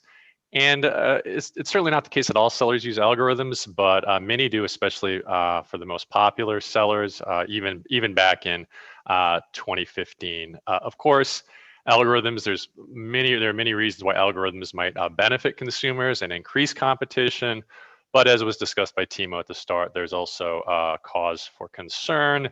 Many policy reports, some actual cases, experimental evidence by Timo and Emilio and crew, not to lump everyone into the et al, and certainly some empirical evidence that we'll see soon. Okay, we're really motivated by the idea that platforms are like regulators on their own platforms who design the rules of the game that govern how users interact with one another on the platform. Okay. And there are all sorts of rules that might exist on a platform or that do exist on platforms. And these rules, at least potentially, and we think in many circumstances, can shape the competition on that marketplace. Most simply, you can imagine ranking systems and display decisions on a platform where someone's trying to decide what to buy. And this idea that platforms are regulators leads to this ongoing policy debate, which asks whether especially large platforms ought to have a responsibility to design pro-competitive rules. So what are we going to do in this paper? We're going to investigate whether and how platform design can increase competition. We're going to consider a pair of simple policies that steer demand towards a subset of sellers. We're going to begin by looking at a theoretical impact. And I want to emphasize that although we are certainly very interested in collusion and cartelization, algorithmic collusion, we're also interested in how design rules, marketplace rules influence outcomes when the sellers are not colluding. After looking at the theoretical impact, we're going to consider how these policies actually work when we let loose some simple AI pricing algorithms. And ultimately what we find is that there are these design policies that can benefit consumers, and actually they can also benefit the platform as well, even in the face of algorithmic collusion. So the paper combines theory and these experiments with AI pricing algorithms. So I'm going to spend a few minutes laying out the theoretical model and trying to give some results. I'm going to try to be quick. I'm going to skip some of the details. Imagine a circumstance where there are some number N of differentiated firms selling on a monopoly retail platform. They all have constant marginal cost. They interact repeatedly over an infinite horizon. And in each period, sort of in a very standard econ way, these firms observe all the past prices and then they decide what prices they want to set today. And they have some patience or discount factor delta. Okay. On the demand side, we're going to suppose that in each period, a new group of consumers is in the market. Each consumer wishes to buy at most one product. I'm not going to provide the entire micro foundation for demand here. It's very standard. The key thing I want to emphasize is that the products are differentiated. Okay, so we're not thinking about homogeneous products. We're imagining differentiated products. In particular, we're going to suppose that demand or utility generates a standard logit discrete choice demand system with this differentiation parameter mu greater than 0.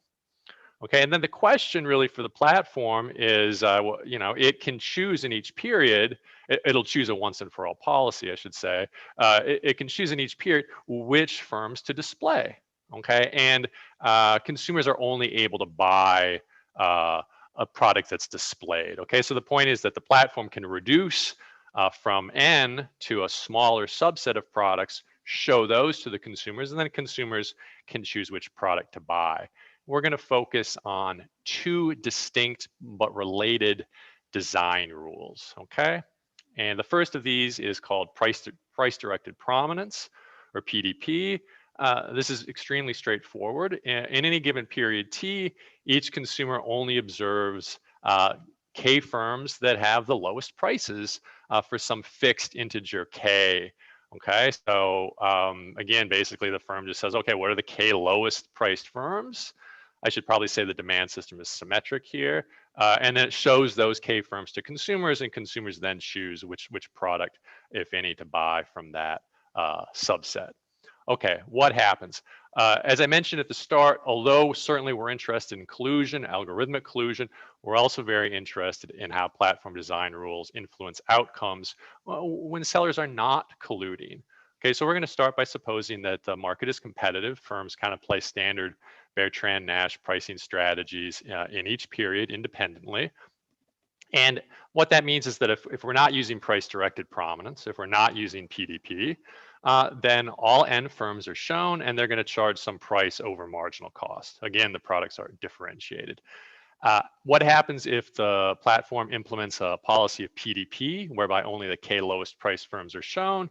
Well, as you might expect, what happens is the firms compete down to price equals marginal cost because they're vying to be one of the subset of firms that's actually shown to consumers. And from the standpoint of consumers, there's now a welfare trade-off. On the one hand, prices equal marginal cost, so prices have fallen. But on the other hand, there's less variety because they're being steered towards a subset of differentiated products.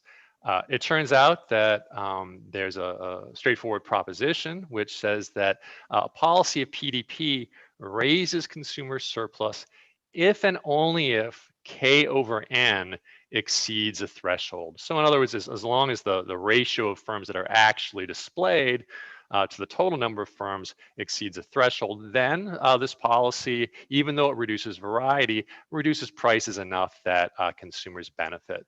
And in fact, it turns out that this threshold is approximately 1/3. So as long as you show at least 1/3 of the firms, or even in fact, if you hide only one firm, then consumers are better off. Okay, so this so far sounds like price-directed prominence maybe works pretty well. But now let's consider the circumstance where instead of competing in each period, the sellers are actually colluding, okay? We're going to focus on what we call the full collusion benchmark, which is just where prices are set to maximize joint profits. And again, the firms are symmetric, so there's no issue of whether they'd like to do that. And we get the following proposition, which is suppose that delta is high enough so that firms can sustain full collusion. Then implementing a policy of fewer products, showing fewer products to consumers, I should say, lowers prices, but it also lowers consumer surplus. So we actually get a very different result than we did in a competitive setting. Here again, with a cartel, when PDP is implemented and when fewer firms are displayed to consumers, prices do fall, but they don't fall enough to compensate consumers for the reduction in variety. Okay, so we get very different predictions in terms of the effectiveness of our first design rule, PDP. Okay, given that mixed performance of PDP, the second design rule that we're going to look at is called dynamic price-directed prominence. And the idea is, as the name suggests, is to think about a policy that focuses more on simply prices today. I'm going to put up this entire definition. I will let you read it if you'd like the technical side, and I am going to simply speak through kind of at a more intuitive level what dynamic price-directed prominence is all about. Okay, so the idea with dynamic PDP is that in any period, some firm is going to have what we call the pricing advantage. Okay, and if it has the pricing advantage, okay, then it's basically going to receive preferential treatment. It's going to be the firm that's shown to consumers. And moreover, the firm can keep that advantage in the next period as well, as long as two things are true. First of all, it has to be that the firm that has this advantage has not raised its price. And second, it must be true that no rival has undercut that firm by strictly more than some fixed positive value that we call ADV. Okay. And what this means is that if I have the advantage today, so my product's shown to all firms today, then it's easier for me to keep this advantage tomorrow, again, as long as I don't raise prices and as long as my rivals don't undercut me by some larger value ADV. Okay, here's the main proposition I want to focus on. If the platform introduces dynamic PDP, and as long as this value ADV is large enough, then collusion is possible. That means for any delta less than 1, then in any pure strategy subgame perfect Nash equilibrium, the transaction price equals marginal cost in all periods. In other words, even as delta sort of zooms off to equal 1, collusion is still not possible to maintain. Why is this the case? Again, intuitively, this works even if firms are colluding or trying to collude because it's more difficult to punish firms that cut prices. Remember, cartels are more stable when defection is unattractive. It's unattractive to deviate from a cartel if I think I'm going to be punished. But basically, dynamic PDP gives a firm that defects and cut prices a little bit of a cushion that's given by ADV that makes it harder to punish that firm. And that ends up unraveling collusion and leading to marginal cost pricing, and under a fairly mild conditions benefiting consumers as well. Okay, so that's enough of theory. The question that we have really for the remainder of the talk is what happens when we implement either of these two platform design rules and let actual AI algorithms set prices. Okay, so for the rest of the talk, I'm going to be looking at experiments on AI pricing algorithms. I'm not going to give a lot of details because of time constraints. We're using Q-learning, okay, tabular Q-learning. It's a setting very similar to Calvano and his co-authors who are here, two of whom are here. Sorry, the one thing I want to can I interrupt Sure. really quickly? So there's a question here by Ali. Ali, if you can unmute yourself, feel free to ask the question right now. Seems like a suitable moment. I have to turn your microphone on. Yes, go ahead. Hi, just a quick question. Is this price advantage for a single firm or for multiple firms? For a single firm. So under dynamic PDP, only, as it was in the detailed description, only a single firm will be displayed in each period. We think we can generalize that, but yes, as the way we're doing it now, a single firm, correct. Thank you. And the results you showed earlier were assuming an assortment. So there was more than a firm. Correct. That's correct. That is correct. And the difference is that when there's collusion, the prices are much higher, so you can still benefit consumers even if you show a single firm because you can drive the prices so low. Okay. Okay. Thank you. The thing I want to emphasize for the experiments is that we introduce a parameter gamma, which captures the degree to which the platform is implementing PDP. And so that basically suppose that the easiest way to understand this is that there's some fraction 1 minus gamma of consumers, and they see all of the end firms. They see all end prices, but a fraction gamma are only seeing a subset of prices depending on whether PDP or dynamic PDP is in effect. And we're going to consider 2 levels of product differentiation. So let's start off with the case. Everything I'm going to show today is 2 firms. Here right now, delta is a very high level, 0.95, and mu is equal to 1/4. That's the differentiation parameter. The left panel shows what happens to prices as we increase gamma. Remember, when gamma is equal to 0, there's basically no policy in effect. And as you increase gamma, more and more consumers are experiencing limited selection, okay? And what we can see is initially there's a price increase, but very quickly the prices decline, okay? And then in the right-hand panel, we look at consumer surplus because that's what we really care about. And unfortunately, you can see that there's a U shape, but basically for any positive level of gamma, consumers are actually worse off under this policy. So yes, prices have decreased, but because consumers are seeing fewer firms, you know, in this case, 1 firm out of 2, basically they're worse off. And this is consistent with the theory that we gave. Again, our theory says that when cartelized markets, consumer surplus should fall. Let's look at another parameterization. This time we're going to look at mu equal to 1/20, still a very high discount factor. Mu over 120, 1/20 is much less differentiation than the previous case. And here we see, again, that you know, after an initial price increase, implementing this policy more stringently leads to a reduction in prices. And interestingly, as we see in the right panel, consumer surplus increases. And in fact, it increases by about 35% here compared to not implementing this policy at all. Again, this is different from what theory predicts for cartelized markets, okay? So for the rest of the talk, I'm going to focus on the high differentiation case where mu is equal to 1/4.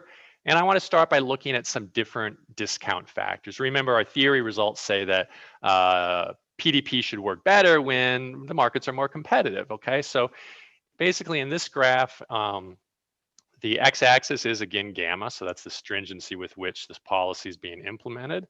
And on the vertical axis is the discount factor. And what we see so far, and the colors are consumer surplus levels. So blue is smaller and red is better. Okay. What we can see here is that if you fix any level of gamma and you increase delta, consumer surplus falls. I think that's pretty intuitive. That's how we normally think, you know, how we think about collusion. So we kind of see that in that sense, the model seems to be working pretty well with the experiments. I want to emphasize more though the right panel here. It's actually the same data. It's just presented slightly differently. The best way to read the right panel is to fix a discount factor. So fix a position on the y-axis and then read from left to right. And we basically normalize the colors so that you can see what happens as you increase gamma. And the main thing that you can see here is that basically for almost every value of gamma, if you go from left to right, sorry, for almost every value of delta, excuse me, if you read from left to right, there's a pretty significant consumer surplus increase. You know, at the very least, you're usually in the green or the yellow area, and sometimes you're in the red area where consumer surplus is increasing by up to 40%. And the only time you don't see that is when delta is really, really high, and then up here, it's still blue, which means this policy is hurting. Okay, so what that suggests is that actually PDP seems to work really well, except in these parameterizations where the algorithms are very patient, and so there's a significant concern of collusion. Okay, now I want to return to the case where delta is very high. Okay, so where PDP, the regular policy, kind of sometimes works, but often doesn't. And I want to look at the effectiveness of our second policy, dynamic PDP. Again, this is where you can kind of keep the advantage over time as long as you don't raise your price and as long as you're not undercut by too much. Again, the left panel shows prices. This is now prices compared to regular PDP. So the red is the dynamic version, the blue is the previous version that I was just talking about.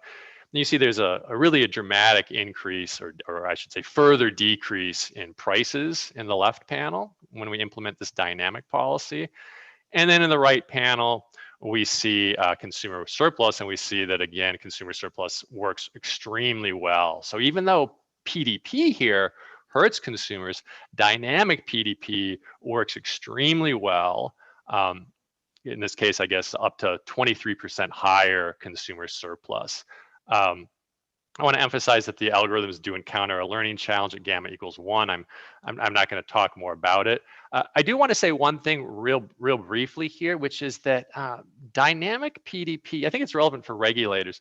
By design, dynamic PDP does not always steer demand towards the firm that has the lowest price today.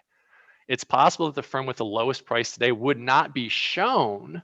Okay, and you might say, well, that's unfair or that can't be good. But in fact, when there's collusion taking place, that's a necessary element because you want to encourage price cuts. And the way you encourage price cuts is by rewarding a price cutter, not just with demand today, but with future demand. Okay, so sometimes this policy might look non-neutral. All right, so those are the main results that I'm going to focus on. I'm just going to wrap up. I'm not going to talk about these extensions, just to say we have a variety of extensions. I'll just say that sometimes platforms are profitable with these policies. Okay, I'm not going to go into the details, but it's not the case that the platform always loses. So, and then just to wrap up here, the question is, should large the motivating question is, should large platforms have a duty to design pro-competitive rules? We considered very simple design rules that steer demand to certain firms. It looks like that simple policies that only use current prices often benefit consumers, but not when collusion would emerge. So if we think collusion is a serious concern, we might need more subtle policies such as dynamic PDP. The bottom line is that this article, this paper suggests, in some very limited evidence, of course, that it may be feasible for a platform to design rules that increase competition, benefit consumers, raise platform profits, even when pricing algorithms are used. Thank you. Thanks a lot, Justin. So there's one question that came in on the YouTube channel that I thought was actually quite interesting by Ruben that asked, so do you have any thoughts on what might happen if you have a platform that is itself also active as a seller on this platform, so that it might design some policy that would actually benefit itself at the expense of consumers. Yeah, sure. At Good the expense of question. competitors. First of all, I'll say it'll depend a little bit on the revenue model, that's being used, and a platform that, for example, offers a lot of fulfillment services, just to give an example, might, not want to. Let me actually start over and say that there are some circumstances where what a platform cares about is how many units it sells through its platform. So it cares about the output. So for example, if you think about a firm that sells fulfillment services, often, at least at like Walmart and at Amazon and Walmart, the platform profits are increasing basically in the number of units that they sell. Okay, so in that world, I think there maybe is less concern about this type of favoritism. In fact, you might even think that what the platform does is use its own prices to drive the prices of other sellers even lower, so as to potentially boost the use of these fulfillment services, drive total output, and increase the platform profits. That said, certainly we can imagine circumstances in which the opposite might happen.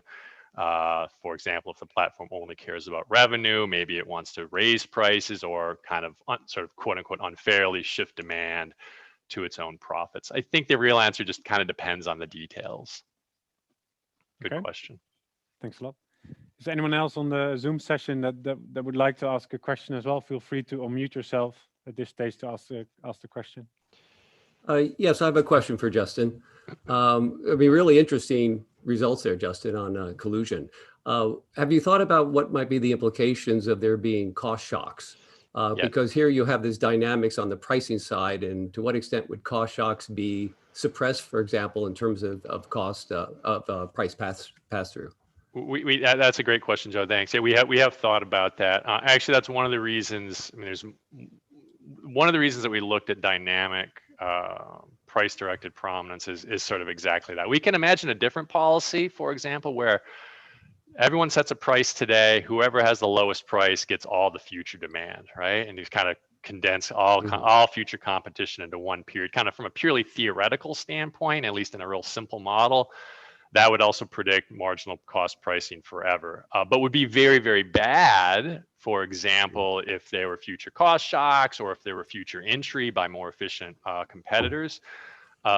Another reason why we looked at this policy, though, is because of the reality of how algorithms seem to learn, right? If you load basically all future outcomes into a single period a day, you're going to get probably bad results, at least if any sort of kind of reinforcement learning technology is used. We do think that's a serious concern. And probably, I mean, realistically, a platform would face some sort of trade-off between, on the one hand, trying to fight collusion with a system like dynamic PDP, and on the other hand, trying to ensure some sort of static efficiency, allocative, productive efficiency. Good question. So there was one other question also by Jan, maybe on whether this policy might actually increase the propensity for collusion between the platform and the seller, but perhaps Jan can ask the question himself better.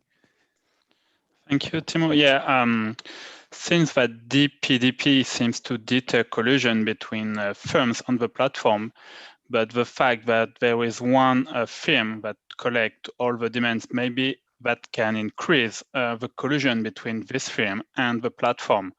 You can think of model where the firm wants to buy this place on the display button, for example.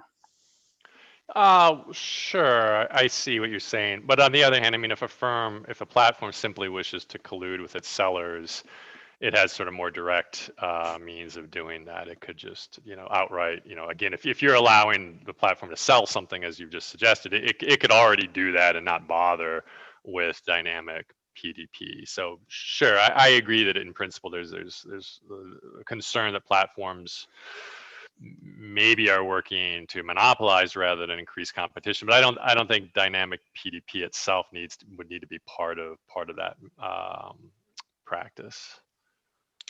Thanks. I do want to emphasize, if there's no other questions, I'll just steal another 30 seconds just to again emphasize that the dynamic PDP again looks non-neutral, right? It looks like, hey, even though I have the lowest price today, I didn't get demand. That's got to be something bad that the platform is doing. In fact, it could be something good that the platform is doing, depending on the details. Okay. Thanks a lot for that, Justin. If anyone has any follow-up questions at this stage, then highly advise them to get in touch with the authors, and then you can have a separate discussion on this. So continuing to the last speaker of this segment, before we have a little screen break again, we're going to hand over the floor to Dan Ershoff at the Toulouse School of Economics, assistant professor there, specialized in empirical IO, finished his PhD at the University of Toronto. Very grateful for Dan to be here to present his research, empirical research, on the use of pricing algorithms in the gasoline market. I think most of you have already heard about this research. I think it has came into the limelight with quite a stellar performance. So it managed to attract a lot of attention in a short period of time. I, for one, am very grateful with this research, and I think for the same reasons as Emilio Calvano and Giacomo and Vincenzo are, because what this paper does is it shows that algorithmic collusion is not only a hypothetical or theoretical concern, but there's actually some empirical data as well that can show that there's a causal link between the use of pricing algorithms and competition concerns.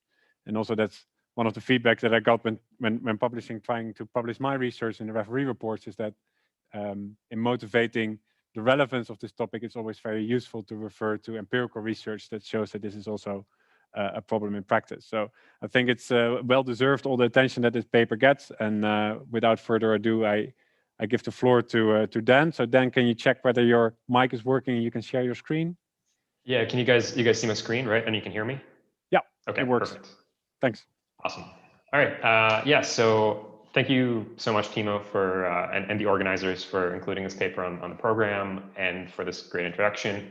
So yeah, this is a joint project with Steph Assad and Rob Clark from Queen's University and Lei Zhu from the Bank of Canada. And as just mentioned, this paper does not reflect the views of the Bank of Canada as a first disclaimer. Okay, so this is a paper about algorithmic pricing and competition. And I honestly, given the setting and the people involved, I really don't need to give too much motivation, but basically firms are increasingly adopting these sophisticated pricing algorithms as a policy issue of higher prices or collusion. Why? We've already seen some concerns today. But then, as been mentioned repeatedly, even if algorithmic collusion is possible in theory or in simulation, it's not clear how real the risk is.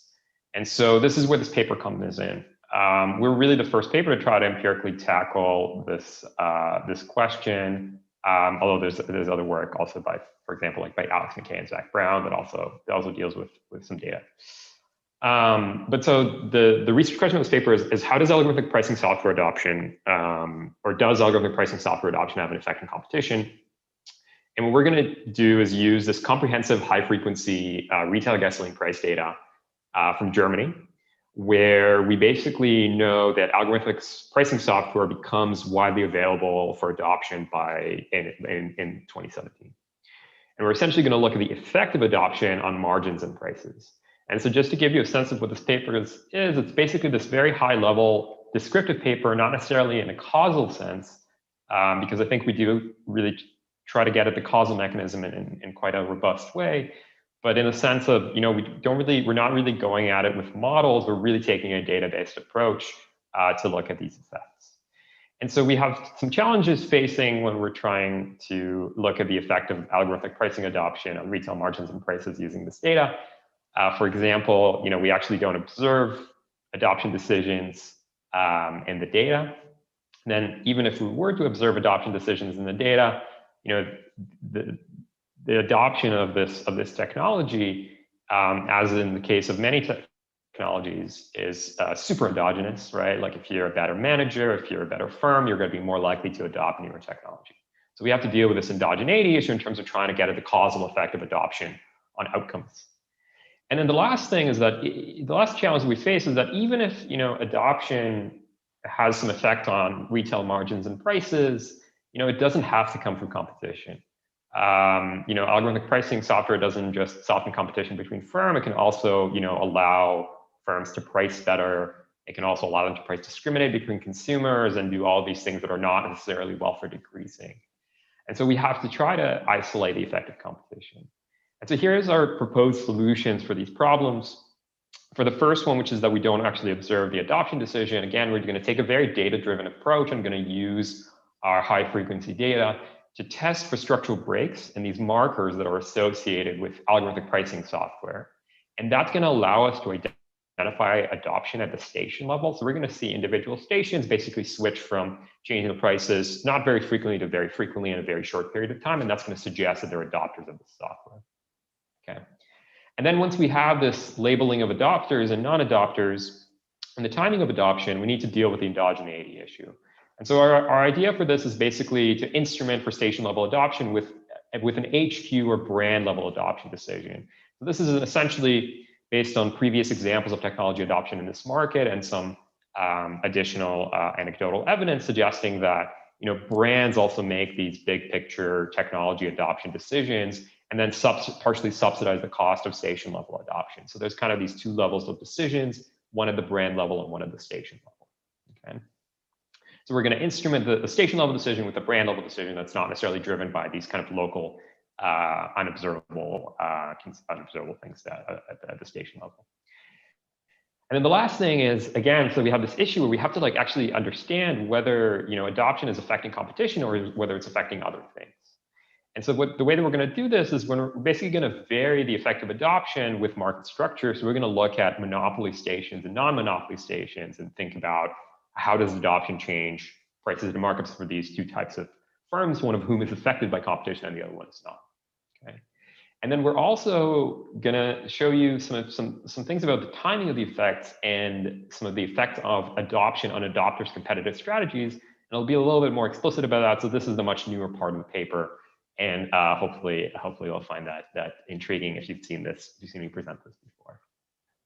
Okay, so let me just start off with a little bit of background. So again, what is in gasoline pricing algorithms? So we should note that gasoline retail is one of the leader adopter of these algorithmic pricing software. I mean, in some sense, this is a homogeneous product. There's a lot of data to train these algorithms, and they've already previously been using some sort of rule-based algorithm. So there's a long history of using these pricing software in this market. And so when you read the websites of some of these firms, some of these big players that are selling these software, they're basically using these standard keywords as pitches, neural networks or deep learning. They also talk a lot about dynamics and customizations.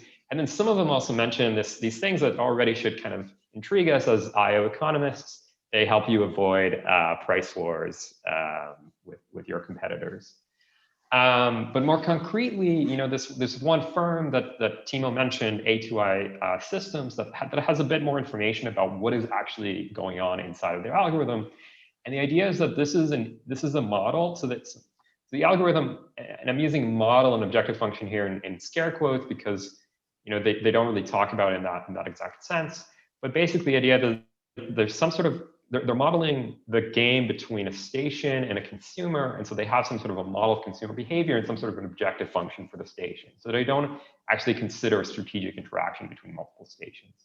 And then what they do is they use this observational data or historical data to fit the model. So weather, competitor prices, your own prices, the volumes that you sell, traffic, etc. And then they basically figure out the prices that maximize the objective function for the station. Okay.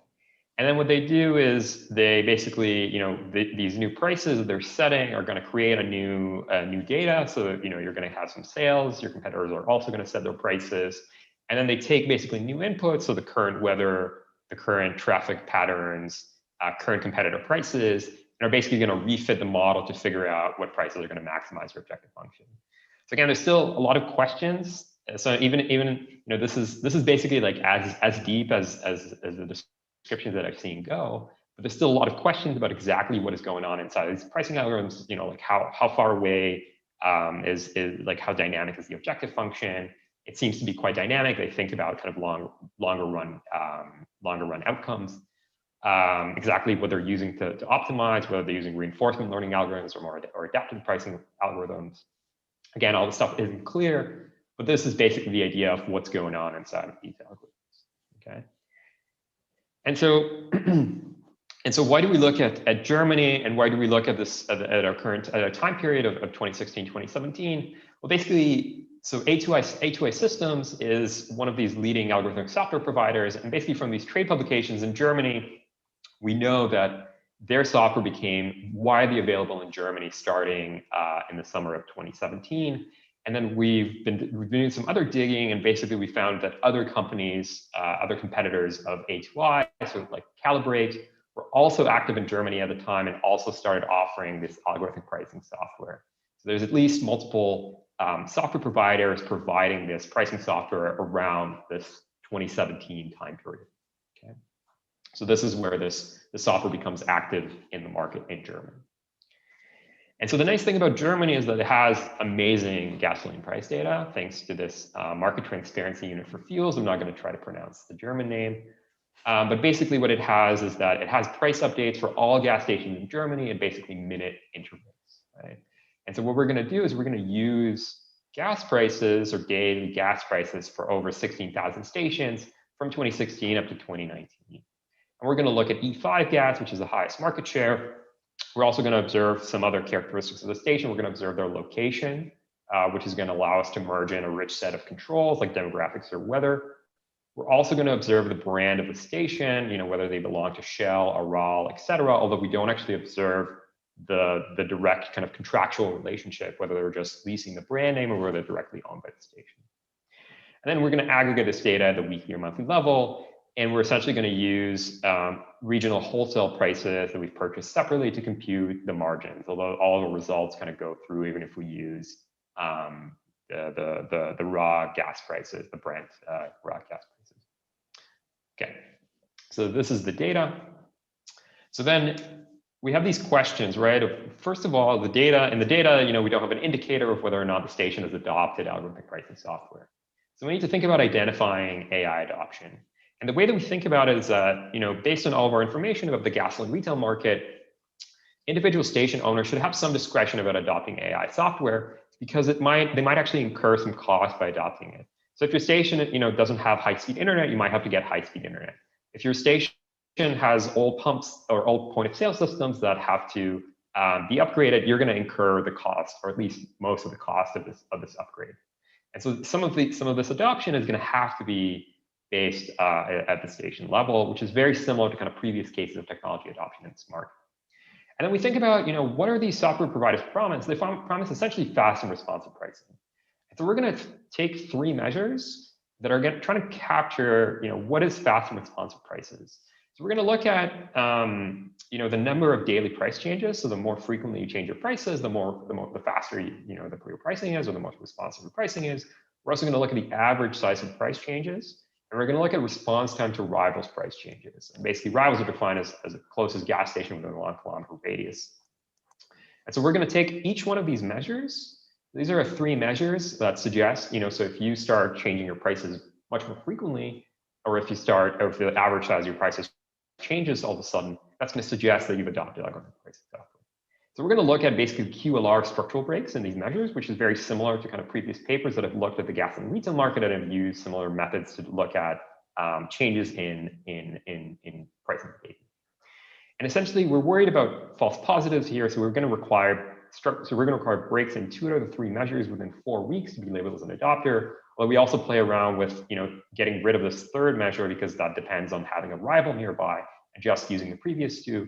And the results are robust to that. We also look at some other alternative adoption definitions in case you're worried about this, and everything seems to be robust. But essentially, require structural breaks in 2 out of 3 measures within 4 weeks to label you as an adopter. So this is what we find about the distribution of adoption timing. So this is the histogram of the timing of adoption, that we label an adopter as a station as an adopter. And basically what we find is that a very significant portion of adoption of our labeled adopters are adopting right around the middle of 2017, which is exactly when this most of the software is becoming available in Germany. And this suggests that our measures are actually capturing something about adoption behavior and algorithmic software adoption, which is kind of reassuring. And so this is basically, yeah, so then we find that, about 3,000 stations or 3,500 stations out of our 16,000 are labels adopters throughout the sample period. Okay, so now that we've identified now that we've labeled some stations and adopters and some stations as non-adopters, and we know when these stations are adopting, we're going to try to identify the effects of adoption on outcome. So we're going to think about, station I at month T. We're going to look at some outcome variable like mean margins or mean prices or mean margins above wholesale prices. We're going to control for a rich set of observables. We're going to control for station and month fixed effects. We're going to also control for a bunch of time varying controls like local weather or local demographics. And the key parameter here is this beta, which is going to be the dummy of this D, which is equal to 1 if a station I adopted algorithmic pricing software, i.e. if it had a structural break and at least 2 indicators before time T. Okay. So obviously, when you're running this OLS regression, the big concern here is endogeneity of adoption decision, because you might imagine that a station that is better managed, has more money, is going to be more likely to adopt, but it's also potentially going to have different prices or margins than stations that did not adopt. And in fact, we do find these big differences between adopters and non-adopters in terms of their observables at the station level. So we're going to propose this IV as basically the share of stations in station I brand that adopts AI by time T. And again, the idea here is that brands make these big picture decisions about technology and partially subsidize the adoptions by station owners. So brands with a lot of adopters are going to be more likely to have subsidize this adoption. And so essentially we're basically like isolating a cost, the brand level cost shocks that are gonna affect the station level cost shocks. It's very kind of similar to this like a Hausman-Nebo type instrument. And it's something interesting, we saw this thing about brands in previous technology adoption episodes in this market. Okay, so this is our IV. We also have alternative IVs. If you're not super convinced by this one, they basically use the availability of broadband internet around in the area around a station. Basically, the idea is that when your area gets broadband internet, you're going to be, algorithmic pricing software that's on the cloud and that requires a lot of uploading and downloading information very quickly is going to be more useful to you. So our results are kind of consistent across these two sets of IPs. Okay, so I'm running a little late, but let me just continue. Let me just go a little quicker. And then we want to think about how these algorithms affect competition. And basically going to look at monopoly and non-monopoly stations. And we're going to also look at duopoly or two-station markets. And it's basically going to be a close analog to the theoretical literature. We're going to basically compare outcomes in markets with no duopolists adopted versus one duopolist adopted versus both duopolists adopted. Essentially, we're going to run these market level regressions with a dummy for one of the duopolists adopted and another dummy for both of the duopolists adopted. And we're going to, of course, this is super endogenous, so we're going to use instruments based on our station level IVs. So here are some results at the station level by market structure. So the first 3 columns are for monopolists, and the way that we define markets here based on the 5-digit zip codes. So the first 3 columns are for zip level monopolists. The next 3 columns are for zip level non-monopolists. And basically what we find is that for zip monopolists, there's no effect of adoption on mean margins or prices, although there seems to be some effect on the 95th percentile of prices, which suggests that there's potentially some kind of price discrimination effects happening from algorithmic pricing software. But then for non-monopolists, what we find is that we find these big effects on mean margins and mean prices.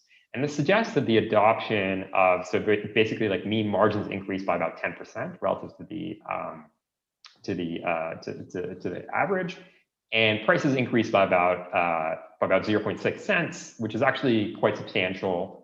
When you start multiplying by the number of gas that's purchased. So this is 0.6 cents per liter.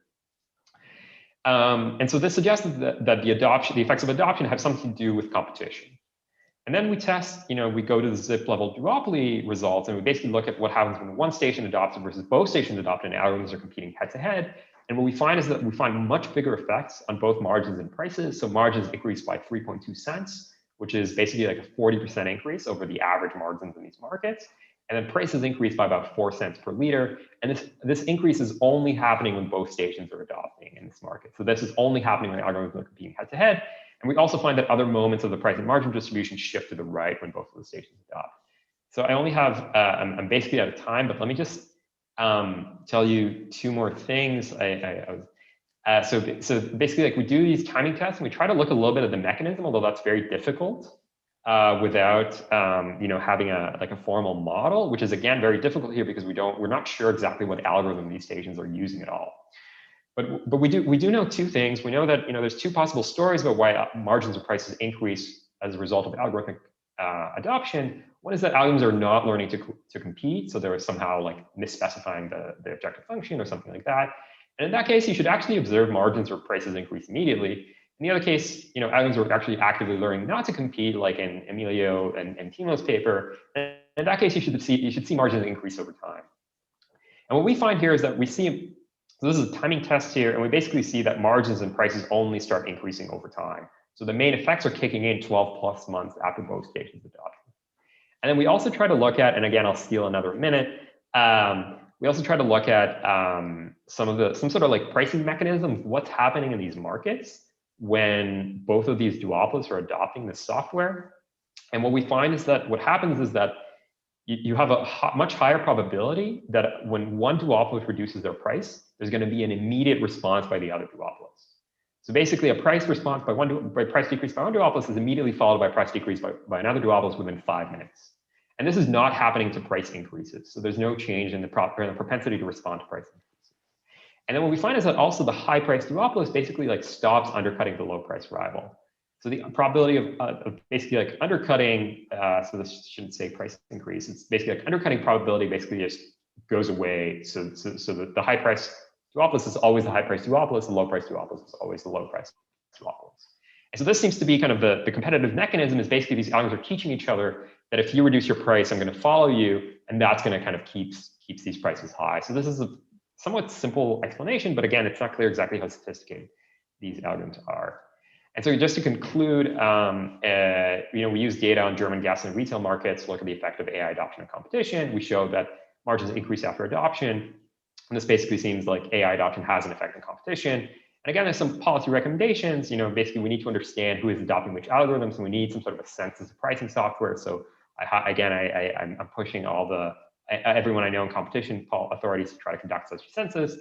We also think about that, the combination of algorithms and transparency is not necessarily that great because it allows for faster interactions in markets with perfect information, and this is potentially not great for competition. And then the last thing is, competition authorities are currently kind of focused on pursuing hardcore cartels on an individual basis, but possibly overlooking kind of a broader set of colluding facilitating devices. And again, this goes towards some of what Justin and Andrew and Matthew are looking at, which is potentially going to facilitate competition much better. So thank you. And there's a legal disclaimer about stuff.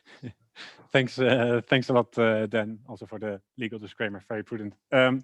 So there was one question from Fernando Luco in the YouTube chat that I think would be very interesting to go into. It's a specific question, but maybe we can make it broader and try to relate it to another paper that we unfortunately don't have the time to discuss, which is the paper by Zach Brown and Alex McKay on the use of pricing algorithms and the frequency of interaction. So also if they're willing to comment on that later, then that might be valuable as well. But so the question of Fernando is, so is the software developed so you talked a little bit about what software is used, but do you know anything about whether this is software that is automatically implementing some best response function, which is basically static, but it's just a lot quicker at what it's doing, or maybe more accurate? Or do you know whether there's actually some incorporation of dynamic incentives as well, or dynamic learning as well? Yeah, so again, we don't know. Based on the language that they're using, it seems like there's some dynamics that they're incorporating into the software. Because they're thinking about, when they talk about the pricing responses, they're talking about kind of the set of pricing responses rather than specific pricing responses, with just some dynamics. And then it seems like the kind of a frontier in this literature is to kind of incorporate reinforcement learning mechanism with this price setting, which is kind of by its nature dynamic. So yeah, that's my best attempt to respond to that. Alex McKay, maybe I can bring you into this discussion, because I see a bit of a contrast here with the research that you guys are doing on online high frequency retail data, which from my understanding is more based on using pre-programmed algorithms that just implement price stations quicker. well, in the case of the research that that Dan and co-authors are looking at, there seems to be some learning occurring as well. So what are your own thoughts on how this paper might contrast to what you guys are doing? Yeah, no, I think thanks for bringing me in here. I think it's a really interesting paper, and learning, I think, is an important consideration in the real world. Essentially, what Zach and I do in our paper is we look at the end of one of these consistent learning algorithms. So what do we expect these things to converge to if the firms are fully rational? And so that's sort of the environment that we're looking at. And I think studying the properties of learning are very important.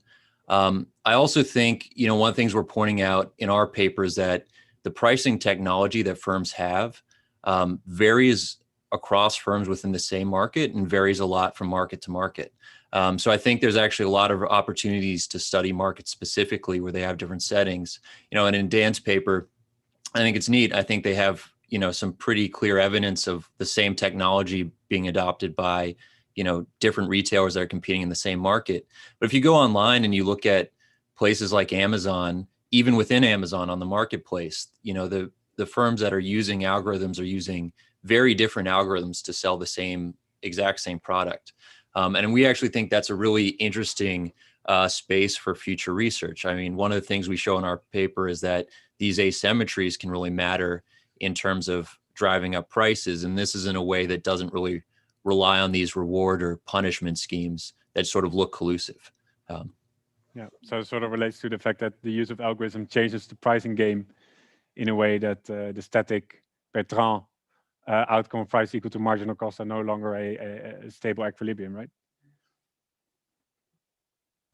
Yes, that's exactly right. So yeah, we look at our paper, and I encourage everyone to check it out if they have the opportunity. But we're looking at this concept of Markov perfect equilibrium as sort of the baseline result that firms would get in competitive equilibrium. What we're showing in our paper is that firms can kind of get this minimum guarantee to be higher than what would be in the standard simultaneous price setting world. So it's sort of important to consider what the underlying pricing game is. That also has some interesting implications for collusion. If firms can get a higher profit in the competitive world, then that sort of limits any punishment that you could get in trying to get a collusive scheme. So you could actually get this interesting world where firms drive up the competitive price levels, but actually sort of limit the opportunity for collusion because the gains in profit are going to be much smaller. We also show that there are some really simple ways that they can actually get the collusive equilibrium too, that sort of don't look quite like your typical cooperator punishment strategies. Are there any questions for Dan still on his presentation? I'd like to feel free to unmute yourself if you have a question.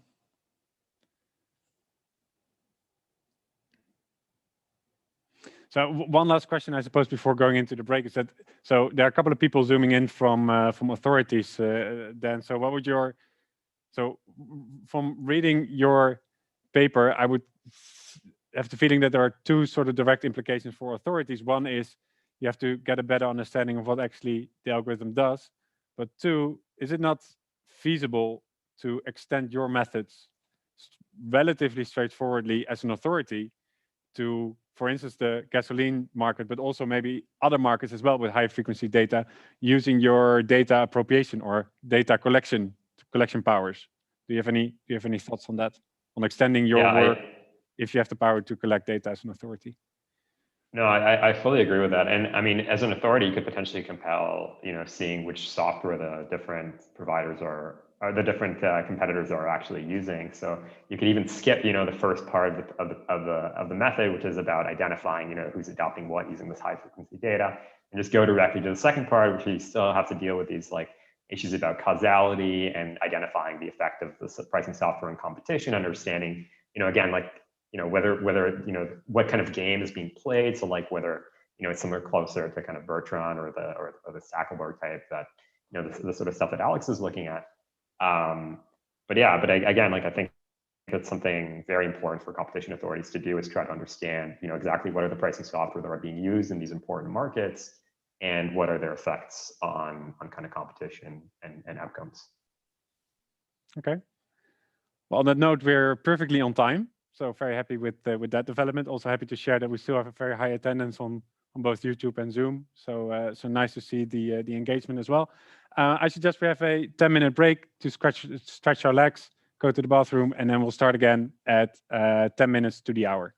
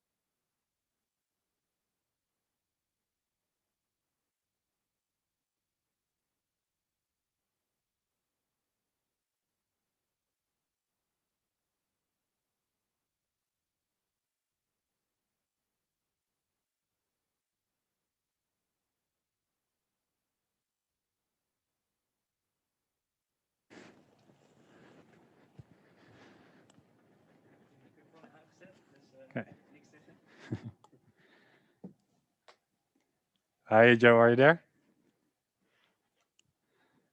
Check if all the sound. Sure I am, Timo. Do you want me to share my screen? Yeah, go ahead. Okay. Just wait a minute for people to come back. Sure. Actually, before we go, we continue with the presentation by Joe. There was one interesting question still on the previous session by Dan on the YouTube channel that was asked by Oren Rigby, who's the chief economist of the Israeli Competition Authority. So one of the sort of policy implications what we were discussing about on what authorities might be able to do is to look into the algorithm and to see what actually goes in there. But a very valid point to remark is that authorities might not have the capacity to do that. So maybe Dan, do you have any thoughts on how to use? If you were be in the position of an authority and you have 2 or 3 people max at your disposal for this, what would be your ready-go solution at taking the lessons from your paper and putting them in practice? If I may ask. Yeah, I mean, I think I think that looking into the algorithm is hard. And again, like the defense by a lot of the companies involved is going to be you're only looking at particular cases, and it doesn't apply to like a wider variety of cases in the more complicated scenario that we're facing. So I think the better approach is to do something like we did, and just to understand once you know who adopted, and you can look at kind of what are the actual effects of adoption in this market. And basically, once you identify the actual effects of adoption, then it's much easier to kind of come to the company or make a clear case, a clear anti-competitive case. Yeah, because I think that's the biggest benefit also of your paper. The nice thing is that to draw your conclusions, you don't have to look into the algorithm. You're free to treat them as a black box, and as an authority, you can surpass the additional hurdle that you have to. You have to pass in actually identifying which suppliers are using the algorithms and which ones do not. So an authority, you have more powers there. Okay, then I suggest that we continue with the second to last presentation of today by Joe Harrington. So Joe Harrington, not unknown to all of you, I suppose, Patrick T. Harker, Professor of Business Economics and Public Policy at the Wharton School. He lists his research interests as industrial organization, microtheory, and organizations, PhD at Duke. A couple of years ago, published in numerous papers, including published in numerous journals, including RAND, Economic Letters, IJO, AER, a couple of them, RFS, Journal of Economic Theory, Political Economy, Management Science, Journal of Law and Economics, a very recent one, the Journal of Law and Economics, exactly on this topic, a very accessible paper that I think has been very helpful in structuring this debate around algorithmic collusion from a policy perspective.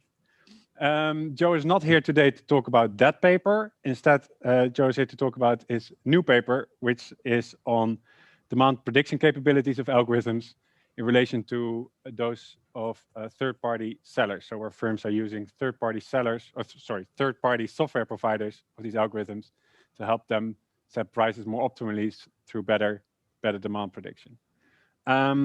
Again, to remind you, if you have any questions, feel free to put them in the chat. We'll try to ask them to Joe when opportunity arises.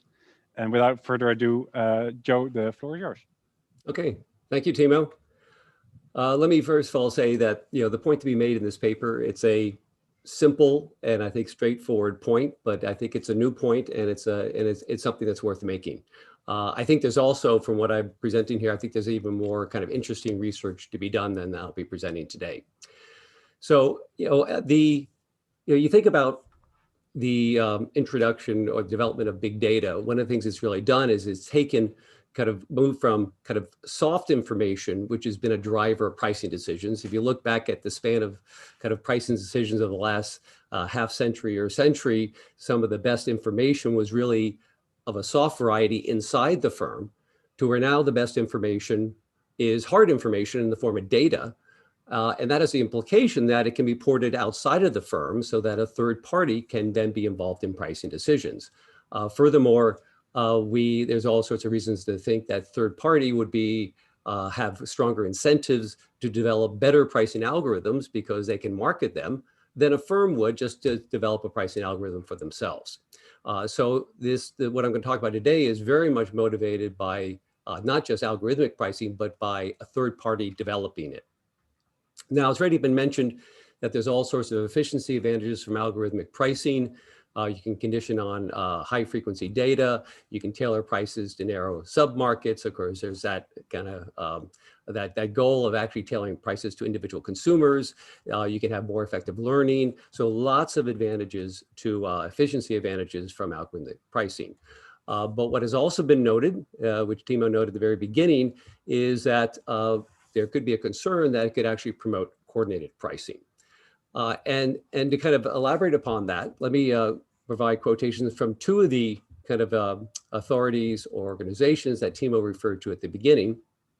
One is from the UK Competition and Markets Authority, which says, quote, if a sufficiently large proportion of an industry uses a single algorithm to set prices, this could result in a structure that may have the ability and incentive to increase prices. And the OECD went on to note, concerns of coordination would arise if firms outsource the creation of algorithms to the same IT companies and programmers. And all the kind of remarks are of this sort, which is where the concern arises is when two or more competitors adopt an algorithm from the same third party. And so this is what I want to kind of focus upon today, is the potential anti-competitive effects of third-party provision of a pricing algorithm. Now, I'm going to do that in the context of where the potential advantage to algorithmic pricing is by allowing price to condition on high-frequency demand information.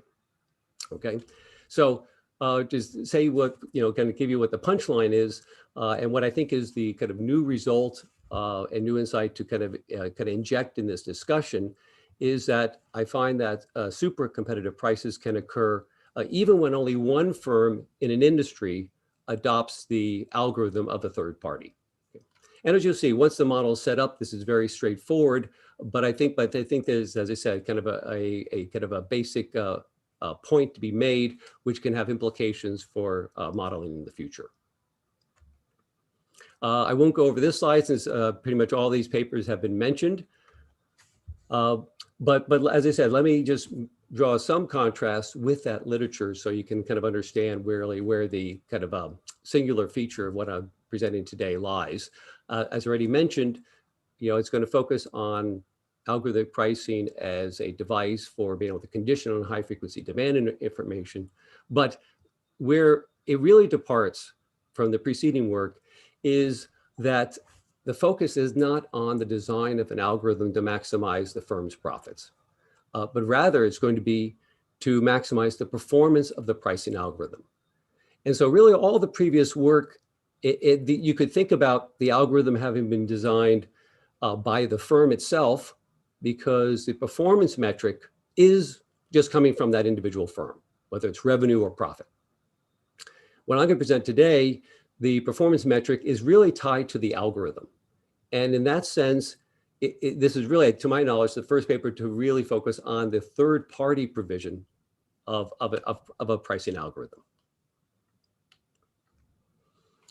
So let's get to the model. I'm starting with just a standard differentiated products duopoly. So firms are it's all symmetric. Here's a firmized demand function, but there's going to be a demand shifter A. Okay, and this is going to be a source of this high frequency demand information. Okay, so there's a demand shifter A. We assume that demand is increasing in A. The cross partial of own price in A is non-negative. All the other assumptions are standard, and firms will have a common and constant marginal cost. So this will be firm one's profit function, and analogously, we can define firm two. So standard setup, we just have introduced now this demand shifter A. Before introducing what the third party can deliver, let's look at the world without the third party. And here the assumption is going to be that this demand variable is occurring at a higher frequency than the firm's pricing decision. So without a third party, they're unable to have price condition on the demand variable A. So what they're going to have to do is to choose price based upon their beliefs, represented by the CDF F over A. And so here's firm one's expected profits. They'll be just choosing price, given those beliefs on A, and from that we can get a best response function and get a symmetric Nash equilibrium price. Okay, so this is our benchmark before we introduce a third party and can assess the effects of the third party. So what the third party delivers is a pricing rule or pricing algorithm, which we call phi, which can condition on A. Okay, so it's able to track, for example, this high frequency demand information and have price adjust to it. Okay, so we're going to look at the design of that algorithm from the perspective of, as you see, kind of a heuristic for the third party, but it's going to be motivated by the third party's objective, not the objective of an individual firm. Now, there's a number of assumptions we're going to make, and I'm going to try to motivate or kind of talk through some of these as we go through the presentation. One, as I said, is that the third party's objective is going to be to maximize the algorithm's performance, and I'll be more specific on that in the next slide. A second assumption is that the third party cannot design the algorithm to condition on whether another firm has also adopted it. So this is motivated by the concerns of the competition authorities that if an algorithm could be set up to detect that another firm has the same algorithm, then in principle they could communicate through the prices and coordinate on higher prices. So we're just going to rule that out. So an algorithm can condition on the market-specific parameters, it condition on the demand shifter, but it cannot condition on the adoption decision of other firms in the market. We're not going to look at the license decision regarding the third party as to what licensing fee to set. We're just going to ignore that. And the last assumption, which is clearly the most ad hoc, is that the adoption decision is something we're not going to model here. I have research in progress, which is looking at that. It's just going to be an exogenous and stochastic. So the firms are not going to be making optimal adoption decisions. However, as I'll argue towards the end of the presentation, the main insight that I'm going to be presenting today is robust to this last assumption.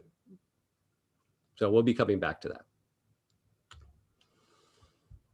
Okay, so as I said, the adoption decision is exogenous and stochastic.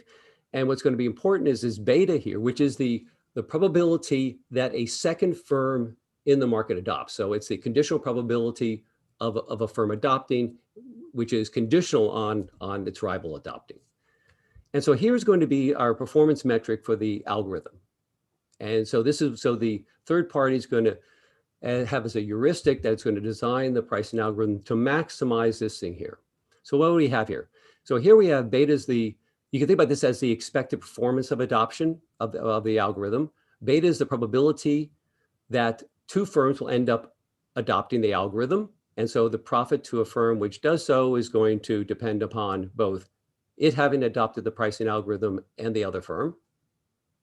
1 minus beta is the probability that the rival firm does not adopt the pricing algorithm, in which case the performance is going to go with the profits to the firm which adopts is going to be based upon it having the pricing algorithm, but the other firm just having some price P, which will be derived in equilibrium. But the key thing is that if the other firm has not adopted the pricing algorithm, this price will not condition on A.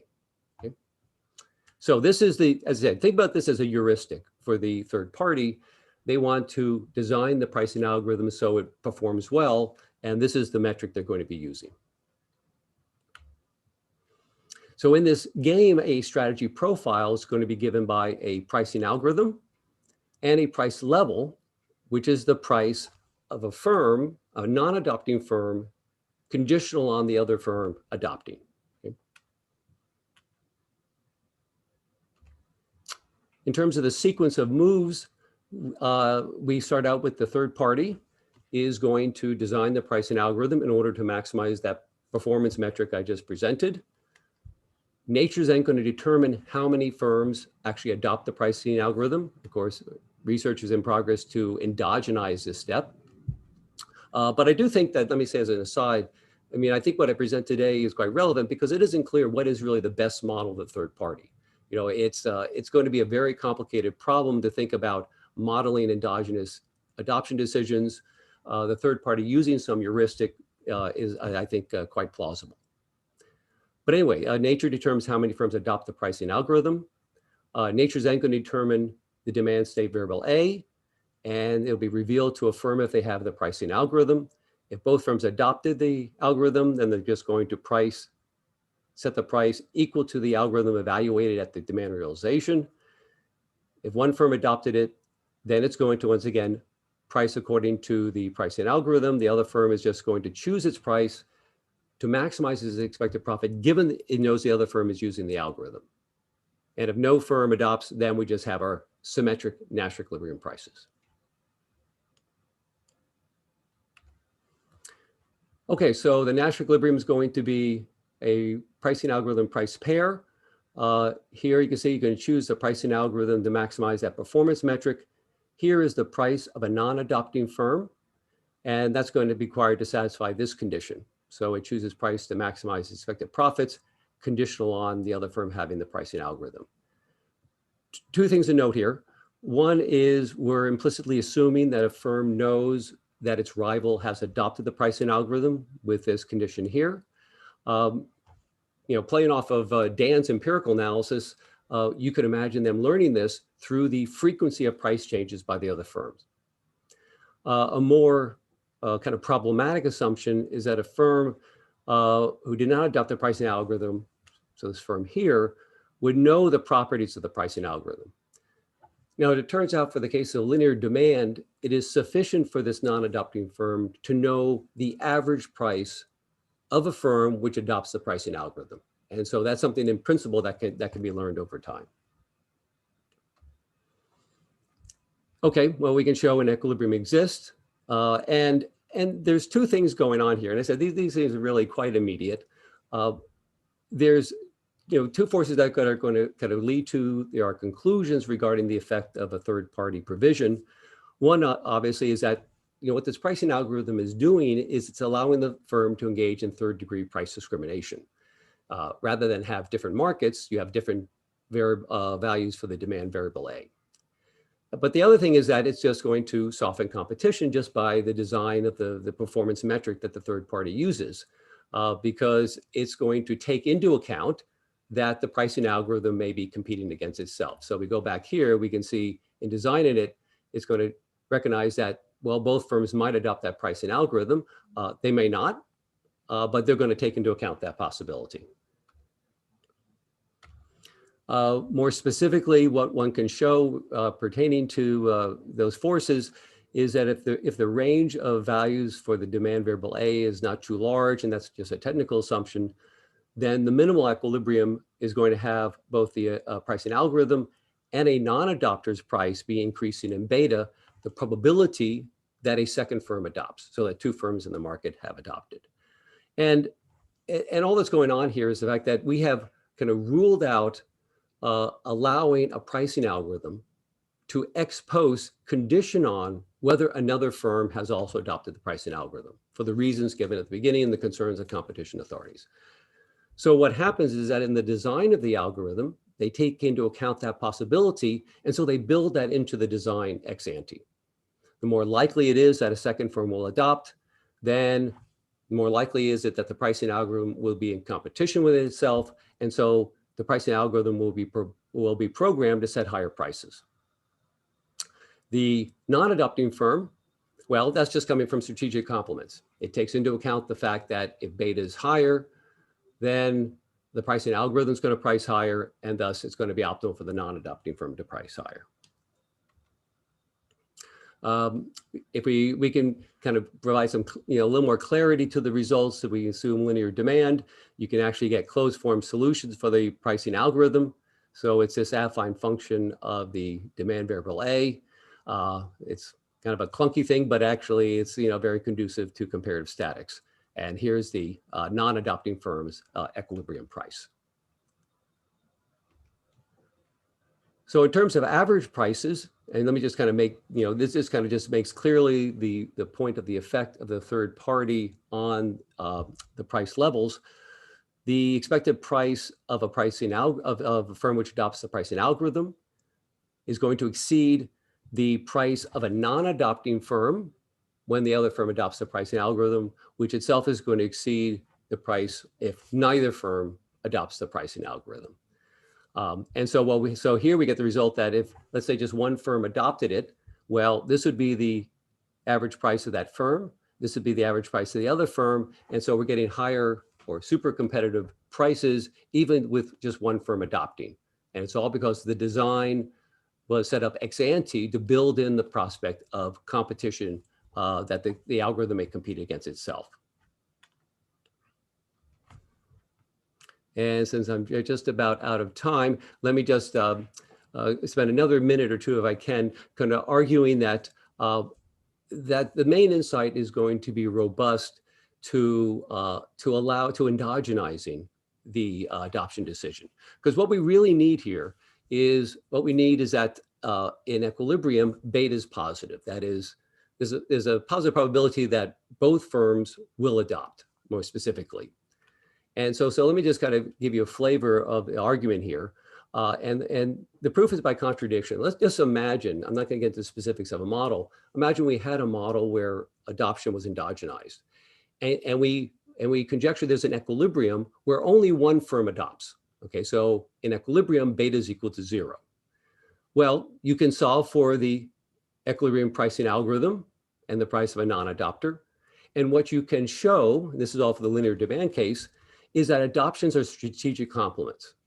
That is, the value to adoption when the rival firm adopts, which is this expression here, sigma squared is the variance to the demand variable A, exceeds the value to adoption the rival firm does not adopt. So with strategic complements, either both firms are going to adopt or neither firm. A firm, a third party, in terms of setting its licensing fee, would obviously set it so that both firms adopt. They wouldn't set it so high that it would exceed the incremental value of adoption. And so they would set it at a level whereby both firms would adopt. So we get the point that if we conjecture there's an equilibrium with only one firm adopting, the associated pricing algorithm the third party would choose would actually result in strategic complements, and thus you get both adopting, which is a contradiction. And that's really all we need to kind of, because we just need beta to be positive to get this effect working. Let me just, I won't kind of provide the concluding remarks, but just say that, as I said, I right now have research in progress to endogenize the pricing, the adoption decision and licensing fee. And I think there's a kind of a whole host of kind of interesting questions kind of associated with that. But since I'm over time, let me stop there. Joe, for that. So I guess there were two immediate questions that I'd like to pose to you and abuse my position as presenter here. So, and they're actually related and inspired also by the question that Vincenzo asked in the chat, and he can fill in if I don't ask his question properly. So in terms of, so you're basically assuming in your model, okay, so if you have a third-party pricing software provider, and then it takes into account that they can compete against itself, and this causes a pricing strategy that pushes prices up. Now, if hypothetically there were more sellers, that they would actually compete with each other. So if you extend that to the direction that you have multiple software providers that compete for the market, my intuition would tell me is that this competition would cause them to offer a pricing package that would actually cause prices to the strategy to break down. That's the first question. Second one, and that's the one that Vincenzo asked as well, is that isn't there in a competitive environment an incentive to perhaps offer an unbundling of the products that are offered by the third-party seller, in the sense that it basically offers two products. One is the price setting itself, its pricing strategy, and the other one is the demand prediction. So isn't there a competitive force that then can say, okay, instead of only offering you the pricing strategy, I'm going to offer both with the pricing strategy and the demand prediction, I'm just going to offer you the unbundled good of the demand prediction, and then you can do the pricing strategy yourself. Vincenzo, did I ask your question correctly? Do you have anything to add to that before giving the floor to Joe to answer? No, you summarized my question correctly. Thanks. Okay. Let me take Vincenzo's first. That certainly is a possibility. Let me say that some of the work that has been cited, for example, the Cooper et al. Paper and the paper by Malesh Pai and co-authors just recently published in Marketing Science, those things are intertwined. That there's demand estimation is occurring alongside optimization. So, I think it's a relevant question to ask, which is, well, would it be in their interest to debundle it? Now keep in mind here, and now in terms of whether that would be the case, and now going to your question, Timo, that firms, of course, benefit from the fact that, that the pricing algorithm results in higher prices. And the question is, okay, would competition or debundling kind of neutralize that? Let's put it this way, certainly competition will effectively, you might think, with kind of lower beta, it becomes less likely that two firms will adopt an algorithm from the same third party. On the other hand, it can be, once again, all this is going to be endogenous. It can be in the interest of the firms themselves to kind of contract with the same third party. And if in anticipation of that, the third party will then design the algorithm to make it kind of less competitive. So I don't think the answer is immediately clear, but certainly the potential for higher profits, if it's for the industry at large, are greater than with kind of a single third party providing it, as well as potentially not debundling it. But how all that nets out, I think, is an interesting open question. Okay, thanks. So also more from a practical perspective, again, related to those dialing in as from the competition authorities that might be concerned about these third-party pricing software providers. Are there any sort of, based on your research, any warning signs that you can think that authorities should pick up on in relation to the fact that these third-party suppliers might try to take into account that they might compete against themselves? So I'm thinking about, for instance, that they advertise that their competitors are already using their software and that they need to join in as well. Or do you have any other suggestions? Well, I think it does, raise that issue about should there be limitations on, the extent of third-party provision of pricing algorithms to firms in a market, because, if it is indeed the case, there can be this kind of mutual benefit from everyone adopting it, and the third party might market it accordingly to try to make that happen.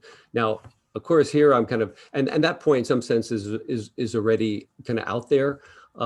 I would think with regards to policy, the more relevant point for this paper is to say that it's not enough to kind of prevent pricing algorithms from, in some sense, recognizing each other, because that was really the presumption there, that if two or more firms adopt the same third party's pricing algorithm, then if they recognize each other, that could lead to higher prices.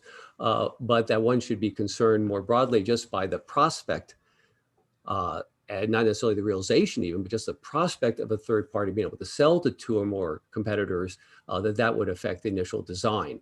So then that gets into the issue of, well, for example, do you want to limit a firm to firms in a market whereby only one firm can have the pricing algorithm of a particular third party?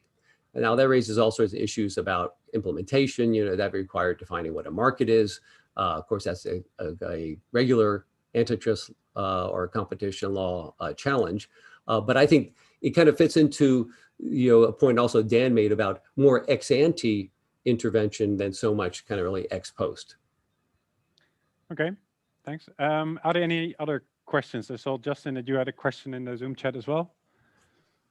Yeah, sure. I can just ask it. It's just kind of more of a technical question.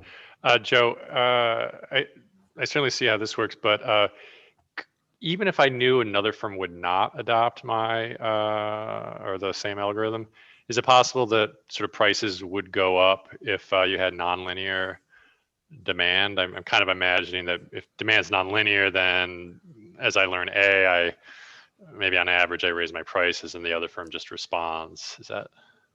Yes, it's always possible. And that, in fact, that's one of the, and there's something I'm wrestling with right now with the extension, which not so much extension, kind of an alternative approach, endogenizing adoption, which is getting the right benchmark. Because just through third degree price discrimination, you're going to get certain welfare effects, for example. And here I want to isolate what are the welfare effects and the effects on prices and the like, that's really due to third party provision of it. Because I think you're right, when you get into nonlinear demand, there could be other effects that could cause just higher prices or potentially lower prices for that matter. Any other questions, comments from anyone in the audience? Okay, thank you very much, Joe, for that contribution. And we already arrived at the last speaker of today, who is Vincenzo De Nicolo, of course known for the Calvano et al. Paper, together with Giacomo Casolaro and Sergio Pastorello, published in the AR this year on Q-learning and simultaneous move settings. They have a new paper on Q-learning in the setting of imperfect monitoring that he's going to talk about. And if we're lucky, he also spend some time on the latest publication that they've had together also with Joe Harrington in Science, I think 2 weeks ago now. Very nice to see the topic appearing not just in competition policy papers, but also on the front cover of Science. I saw from Twitter that Emilio was particularly thrilled, and it seemed he had to recover from that for at least a while until he got back to business. It's good to see him here dialing in to Zoom. Welcome, Emilio. Nice to see that you've recovered. Vincenzo is professor of economics at the University of Bologna. IO focus, but also with a focus on the economics of innovation and competition policy. He's a co-editor of the Journal of Economics and Management Science. He's also a member of the academic panel at the CMA and the equivalent, I suppose, of DG Competition, the European Commission. He's published numerous academic papers in, for instance, the AER, Economic Letters, European Economic Review, IJO, Economic Journal, RAND, etc. And he's going to talk to us about, I suppose, a very interesting spin-off of the Calvano et al. Paper. Vincenzo, the floor is yours. Yes, indeed. Thank you, Timo. This paper is actually a follow-on of our paper on Bertrand repeated game. And the twist is that in this particular paper, we are going to look at the case of imperfect monitoring. Now, you might think that this kind of extension is not particularly relevant because kind of markets that we all have in mind when we think of pricing algorithms are markets where it is very easy for competitors to monitor each other's prices. But in fact, there are also markets where algorithms are being used where it is not that easy to observe the rival strategy. One example is the electricity markets that Abadal and Ben focus on. But actually, the main motivating example for our paper is the case of financial market. So if you want, we can think of this particular paper as a kind of intermediate step toward proper modeling of financial markets. And we got interested into this kind of application when we were invited to present our pricing algorithms paper to the Bank of England. So the first question that we asked when we got that invitation is, why are you interested in our paper? And they explained us why it may be interesting also for financial market. And this is what I've learned from the explanation, but also talking to people who are expert in the literature on market microstructure. Now, the particular market that the Bank of England is particularly interested in is the foreign exchange market, because the Bank of England is in charge of supervising and regulating the London market, which is actually the most important of the foreign exchange markets. As you know, this market is really huge. And the London market, in terms of volumes of trade, the London market counts for more than 40% of the overall world market.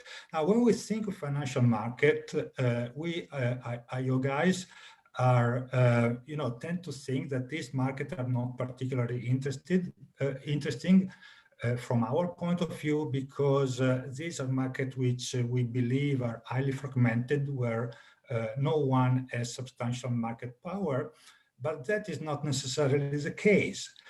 So, for example, in the foreign exchange market, the top 10 dealers account for almost 75% of all trades. So these are big agents which possess actually some market power. You might also wonder how that market power can be exercised in financial market. And one possibility is by engaging in a strategy which is called front running. Okay, so let me try to explain what front running is, or at least what I have understood about front running. So these dealers would get orders from their clients. Okay, and even though the market is huge and therefore it's very thick, still, when the orders are very large, they may have a short-run impact on the price. Okay, so here, for the sake of the example, I'm going to assume that a $10 million order would have an impact on the price by 0.01%. Okay, and that impact is going to be temporary, again, for the sake of the example. Okay, so after a while, the market returns to the equilibrium price. Now, suppose that a dealer receives a big order, say 100 million, okay? So the front-running strategy would be to sell on its own 10 million in advance. Okay, that would lower the price by a little bit, 0.01%. And then when the dealer executes the order of the client, selling 100 millions, okay, it also buys back 10 millions. Now, the large order of the client has a bigger impact on the price.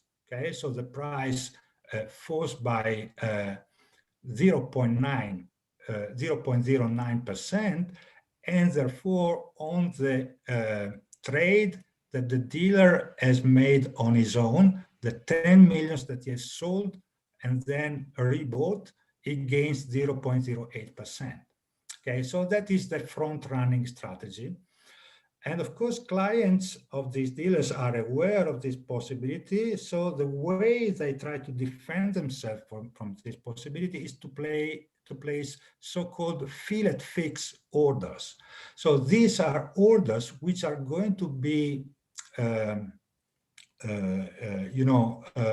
regulated at the fixed price, which is the price, a sort of average price, which is recorded around 5 p.m.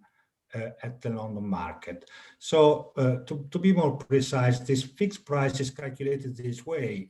They take 30 seconds before 4 p.m. and 30 seconds after 4 p.m. And for each of these 1 second interval, they record the last transaction that took place in that 1 second interval, and that counts for one observation. So they get 60 observations, and that would be the fixed price. Now, because many clients place fillet fixed orders, it is more difficult for a single dealer to manipulate the fixed price. And because the fixed price is not the price at a particular instant in time, no, but it is an average over a 1 minute time interval, it is more difficult to manipulate individually by each particular dealer. However, even fillet fixed orders are vulnerable to collusion by the dealers, so to collusive front running. And it is possible that dealers exchange information. Okay, so one reason why placing fillet fixed orders would, impede front running would be that, for example, one dealer may have an order to sell $100 million, but another dealer may have an opposite order to buy $100 million.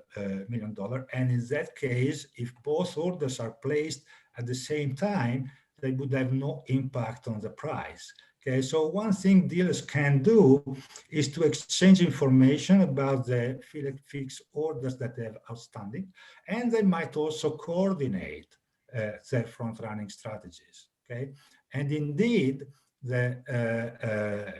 these kind of behaviors happened, and they conducted to an extensive antitrust investigation.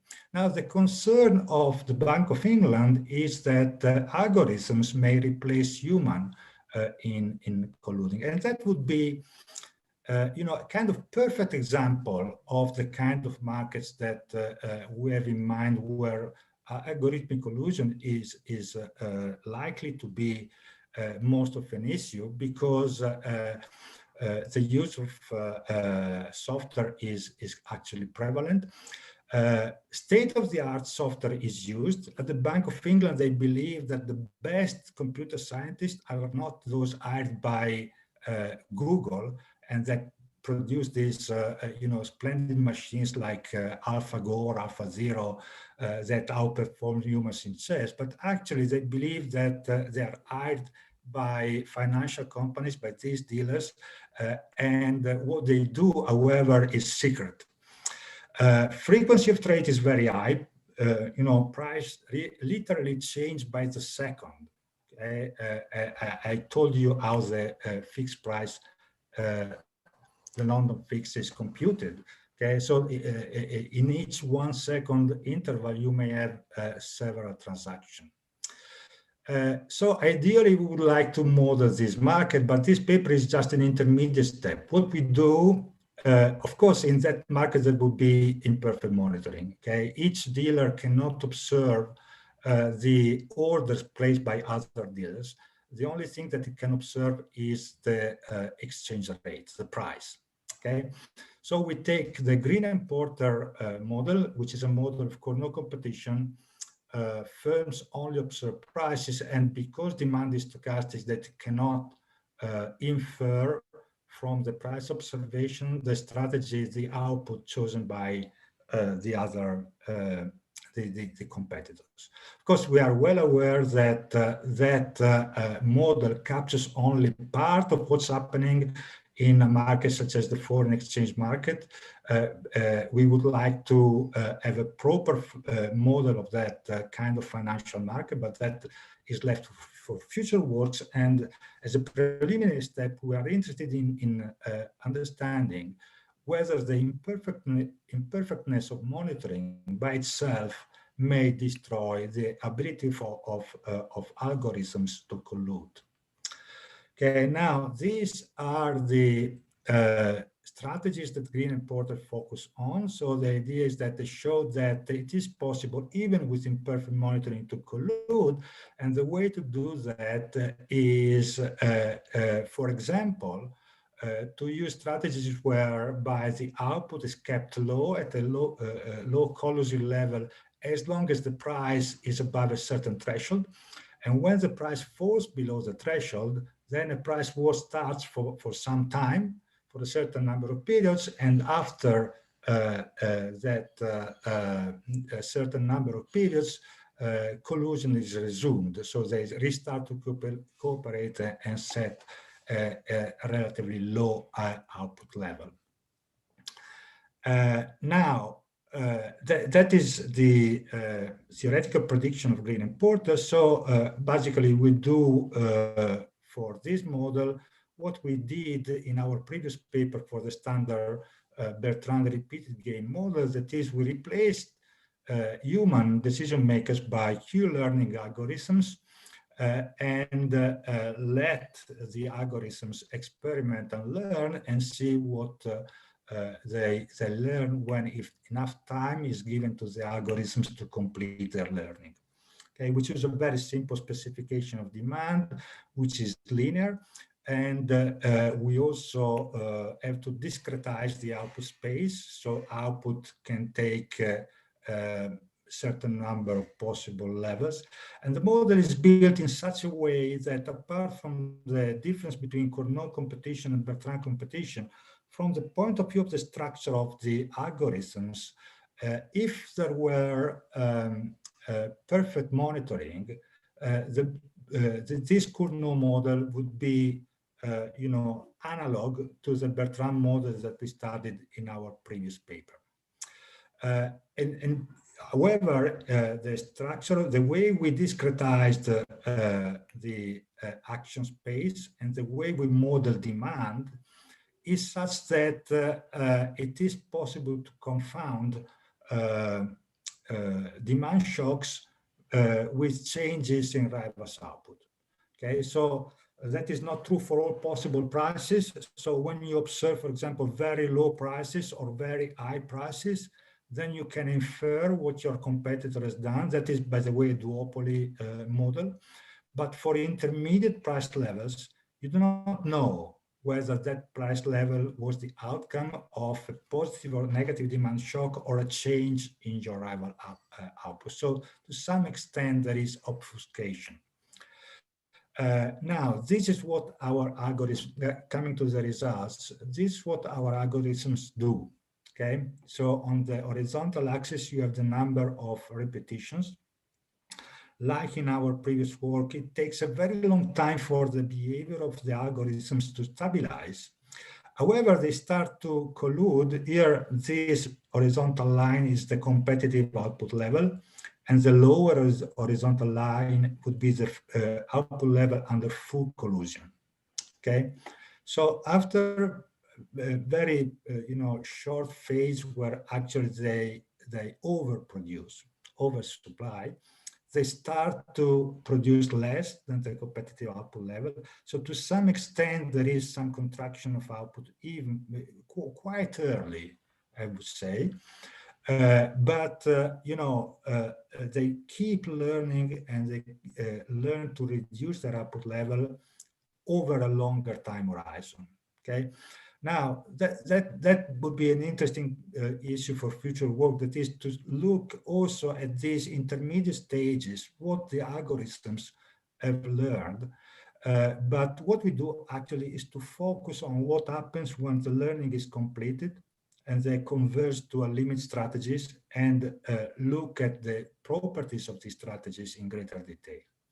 Now, that is the impact of the interaction of the two algorithms on outputs. That is the consequences on profits.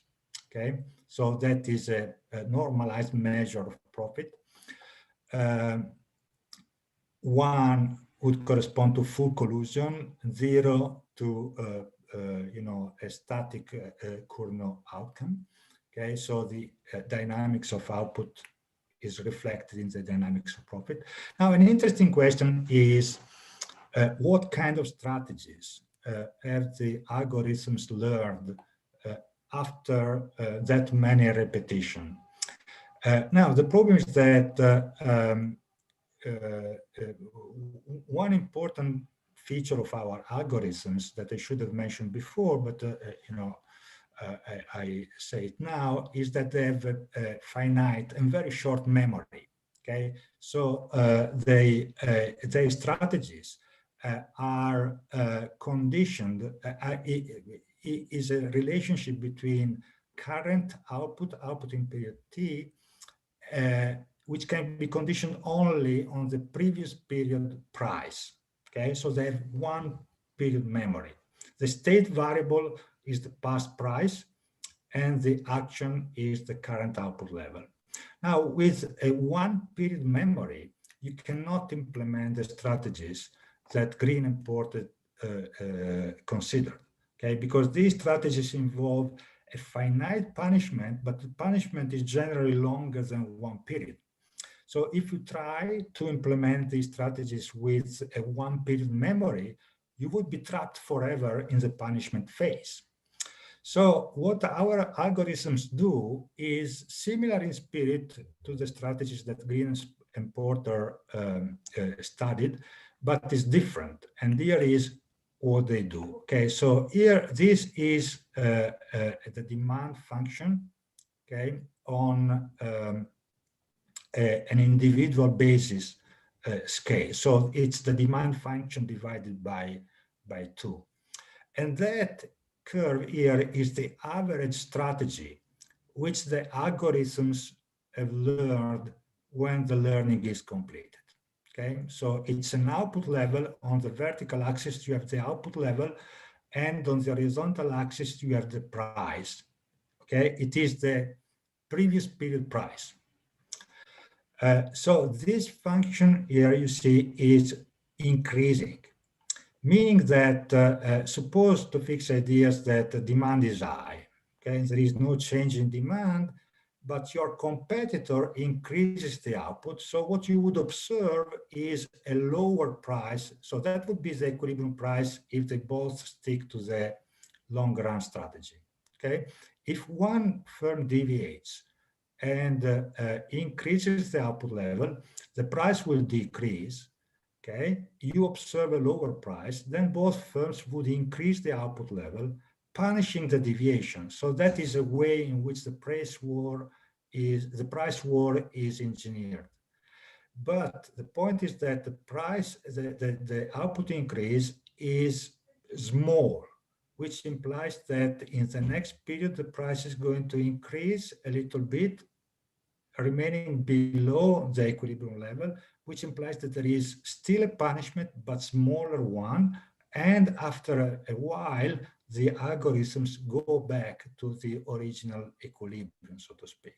Okay, so these are the picture where you see this kind of punishment more explicitly, and that is how a deviation from the collusive equilibrium, so to speak, is punished starting from an high demand case, and that is the corresponding picture for what happens if the punishment occurred at the low demand state. Of course, not only deviations by competitors are punished, but also demand shock. Okay, it could be that you are here, then you have an adverse output demand shock, so you jump somewhere with this price, that is the output, and you jump at a price like this, and that sets up the mechanism of punishment that I described. So basically, we have collusion. We have collusion in a way which is similar to what Green and Porter have predicted. The profit gain, the level of collusion remains quite substantial.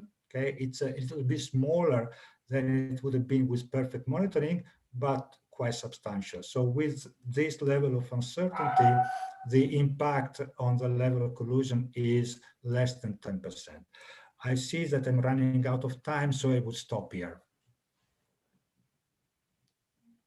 Thanks a lot, Vincenzo, for that. So I think before asking the audience whether they have any questions as well, I think I suppose one question that I would like to ask. So I got very much triggered by your reference to the foreign exchange cartel.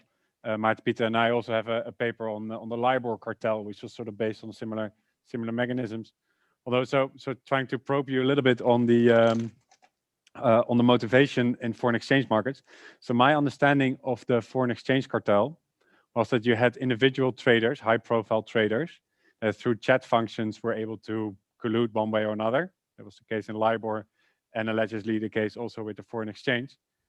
But if I understand you correctly, so that was back in 2012 or 2008. But in the last couple of years, if I understand you correctly, these sort of hotshot finance people, these traders, they're not the ones that are pulling the strings anymore, but they're more and more replaced by some form of algorithms. Could you elaborate a bit on that? Because I see a bit of a contrast between sort of what you saw in the LIBOR case and the foreign exchange case towards the motivation that you're using in this case of imperfect monitoring. Yes, so the point is that I wanted to convince you that some form of collusion is possible also in this kind of financial markets. Okay, so my example was that kind of human collusion that took place in the standard ways. So there was an exchange of information. There was perhaps also a coordination of the trading strategies. But that now, hopefully, is over. Okay, this kind of, so to speak, cartel has been detected, and these managers have been punished. Some of them were sentenced to jail. I think that one of them was sentenced to 14 years of jail. So the concern of the Bank of England is no longer about the possibility that humans may collude, because they are confident that I mean, this kind of this episode has prevented human collusion, but because humans are increasingly replaced by algorithms, and these algorithms can be highly sophisticated, much more sophisticated than the Q-learning algorithms that we use, okay, in our simulation. I mean, the problem is, can these algorithms, which have replaced the humans in these financial markets, collude on their own? Okay, and I think that that's a very relevant question, because as I said, I mean, of all markets that we can conceive, the one that comes closer to, so to speak, solve the problems that we have in bringing our experiments to the real world is precisely this kind of foreign exchange market. Because one big problem that we have is the time scale.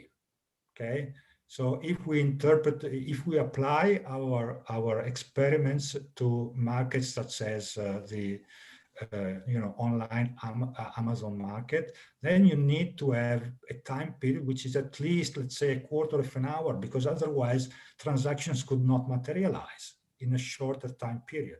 Okay, and even if a period is a quarter of an hour, a million periods is a very long time. Yeah. But in these financial markets, a period can really be a second, or perhaps also a fraction of a second. So the time dimension, the issue of the time scale is really irrelevant. Also, we don't know. Sorry, just to very briefly interrupt you there. Sorry, so what do you think then? So in financial markets, the time period is very short, but it's also non-constant in the sense that the dynamics of the market change a lot during the day, especially around the 4 p.m. fix, where a lot of orders come in at the same time. Do you think that might not disrupt the learning process? Because at the moment in your simulation, you're assuming that the market environment is stationary over time, isn't it? Yes, of course, that is an issue. Anything in our simulation, we use stationary markets. Anything which destroys the stationarity, of course, may impede the learning of the algorithms. But on the other hand, what I was saying is that these algorithms that presumably are used in these markets are really very, very sophisticated, much more than we managed to replicate, by designing, by coding algorithms on our own. Because as I said, I mean, rumors are that they're really using state-of-the-art technology. Yeah. No, that's incredibly interesting. I also really like, what I really like about this working paper is that, so the fact that you're looking at imperfect monitoring, my initial response was that imperfect monitoring is not an issue in algorithmic cases because you're able to observe competitors' prices and behaviors. But I think this motivation on foreign exchange markets is a very interesting and relevant one. And also, as I said, it triggers me because Maarten, Peter, and I have a paper ourselves on this topic. And I think the mechanisms that we look at, which is also front running on the one hand, and eligible transaction rigging, where you manipulate the transactions that affect this benchmark, they still exist. So there's no more chatting between the different players, but there's still very much the mechanisms behind it still exist. And it might be interesting to see how algorithms could sort of try to make these mechanisms work in absence of human communication. That's really interesting. And so anyone in the Zoom audience that likes to pose a question or a point of discussion here? Yes, I have a question. So have you thought about, kind of introducing some, what would be effectively a public random variable that would allow the algorithms to coordinate on, for example, in essence, punishment length? So it would just be a kind of an arbitrary variable that would be introduced that, would just follow some random process, which in principle the algorithms, could condition on? Well, actually, we thought about something related, which is the possibility of the algorithm sending messages to each other. But perhaps that is not exactly what you have in mind. So, for example, one possibility would be to place orders at certain specific times, which could be interpreted as messages. So this is something that we thought about, but we have not implemented yet. But as I said, this particular paper is actually a very preliminary step. Okay, we look at the market, which is actually quite different from the financial market, which is our final target, so to speak. No, and there is much more modeling to be done in terms of capturing the microstructure of these financial markets to get something which is minimally realistic. But we thought that, asking this kind of preliminary question, that is, does imperfect monitoring in itself destroys algorithmic collusion? Okay, would be a reasonable starting point, and this is what we've done so far. But thank you. That's an interesting, suggestion. Yeah, because I think that really there is a kind of broader question about, the ease of collusion in this setting with imperfect monitoring, because, take something like more kind of a Pierce-Sticchetti type kind of punishment where, anyone where you have a regime switch. Okay, so in equilibrium, it's commonly understood what's the public variable that's going to indicate a regime switch.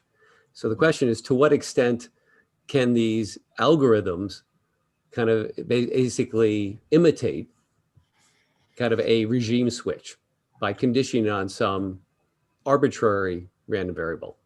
That's the question. So I think there is it's not at all clear how effectively they can collude when there's imperfect monitoring, because we impose a lot more common understanding in the equilibrium characterization. Yeah.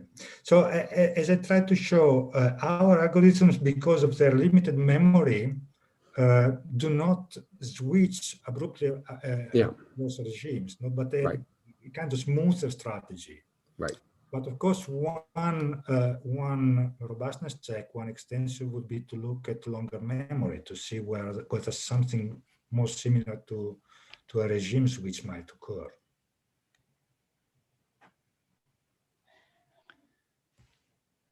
Is there anyone else that likes to pose a question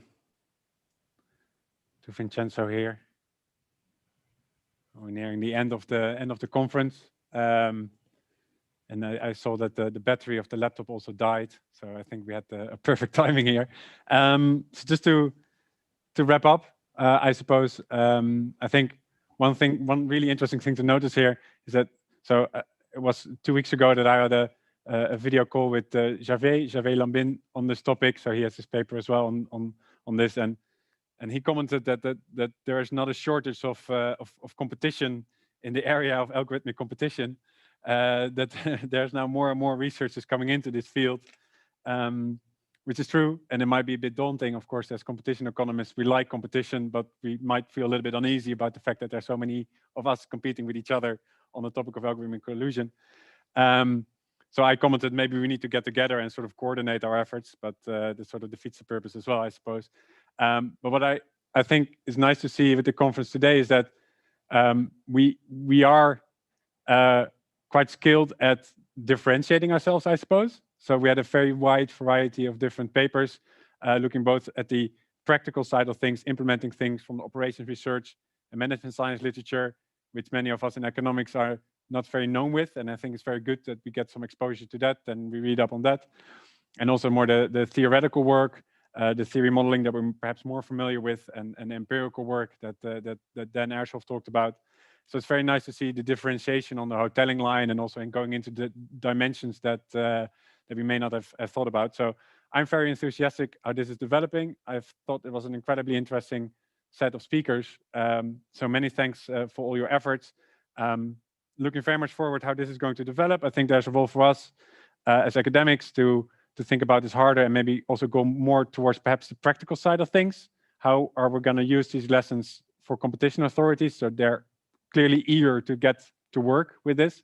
So there's a lot of interest from competition authorities about this, and maybe we as academics or practitioners working in this field, we need to help also think about how we can translate these theoretical findings into sort of practical policy. And on the other hand, I think there's also a role for competition authorities to get more insight on what's actually going on in practice. So I think this idea by the European Commission to perhaps start a market investigation into this would be very valuable. I'm looking very much forward to the work of the ACM on this topic and the Competition and Markets Authority in the UK. So we can sort of merge this theoretical, abstract, hypothetical stuff that's going on in the academic world for a large part also with the more practical thing that we see in the real world. So let me just close off on behalf of Maarten, Peter, and myself to thank all the speakers for all their efforts. Much appreciated. Thank all the audience for tuning in and asking your questions. At this stage, I would also ask for a warm applause to all the people that have been able to support us in this, in particular Gerben, with all the technical, I can't see you, Gerben, you're over there, for all the practical assistance here. I think it went incredibly smoothly here. If this was an actual live conference, we would now be able to go for drinks. I can tell you I'm looking forward to a drink, so I will have one anyway, but unfortunately we won't have it together, but I can highly advise you to get one yourself. I see Alex already going like this.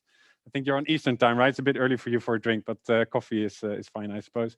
For those on European time, I think it's socially acceptable to go for a drink now, and looking very much forward to seeing you in the next conference, either virtual or live. Thanks. Thank you.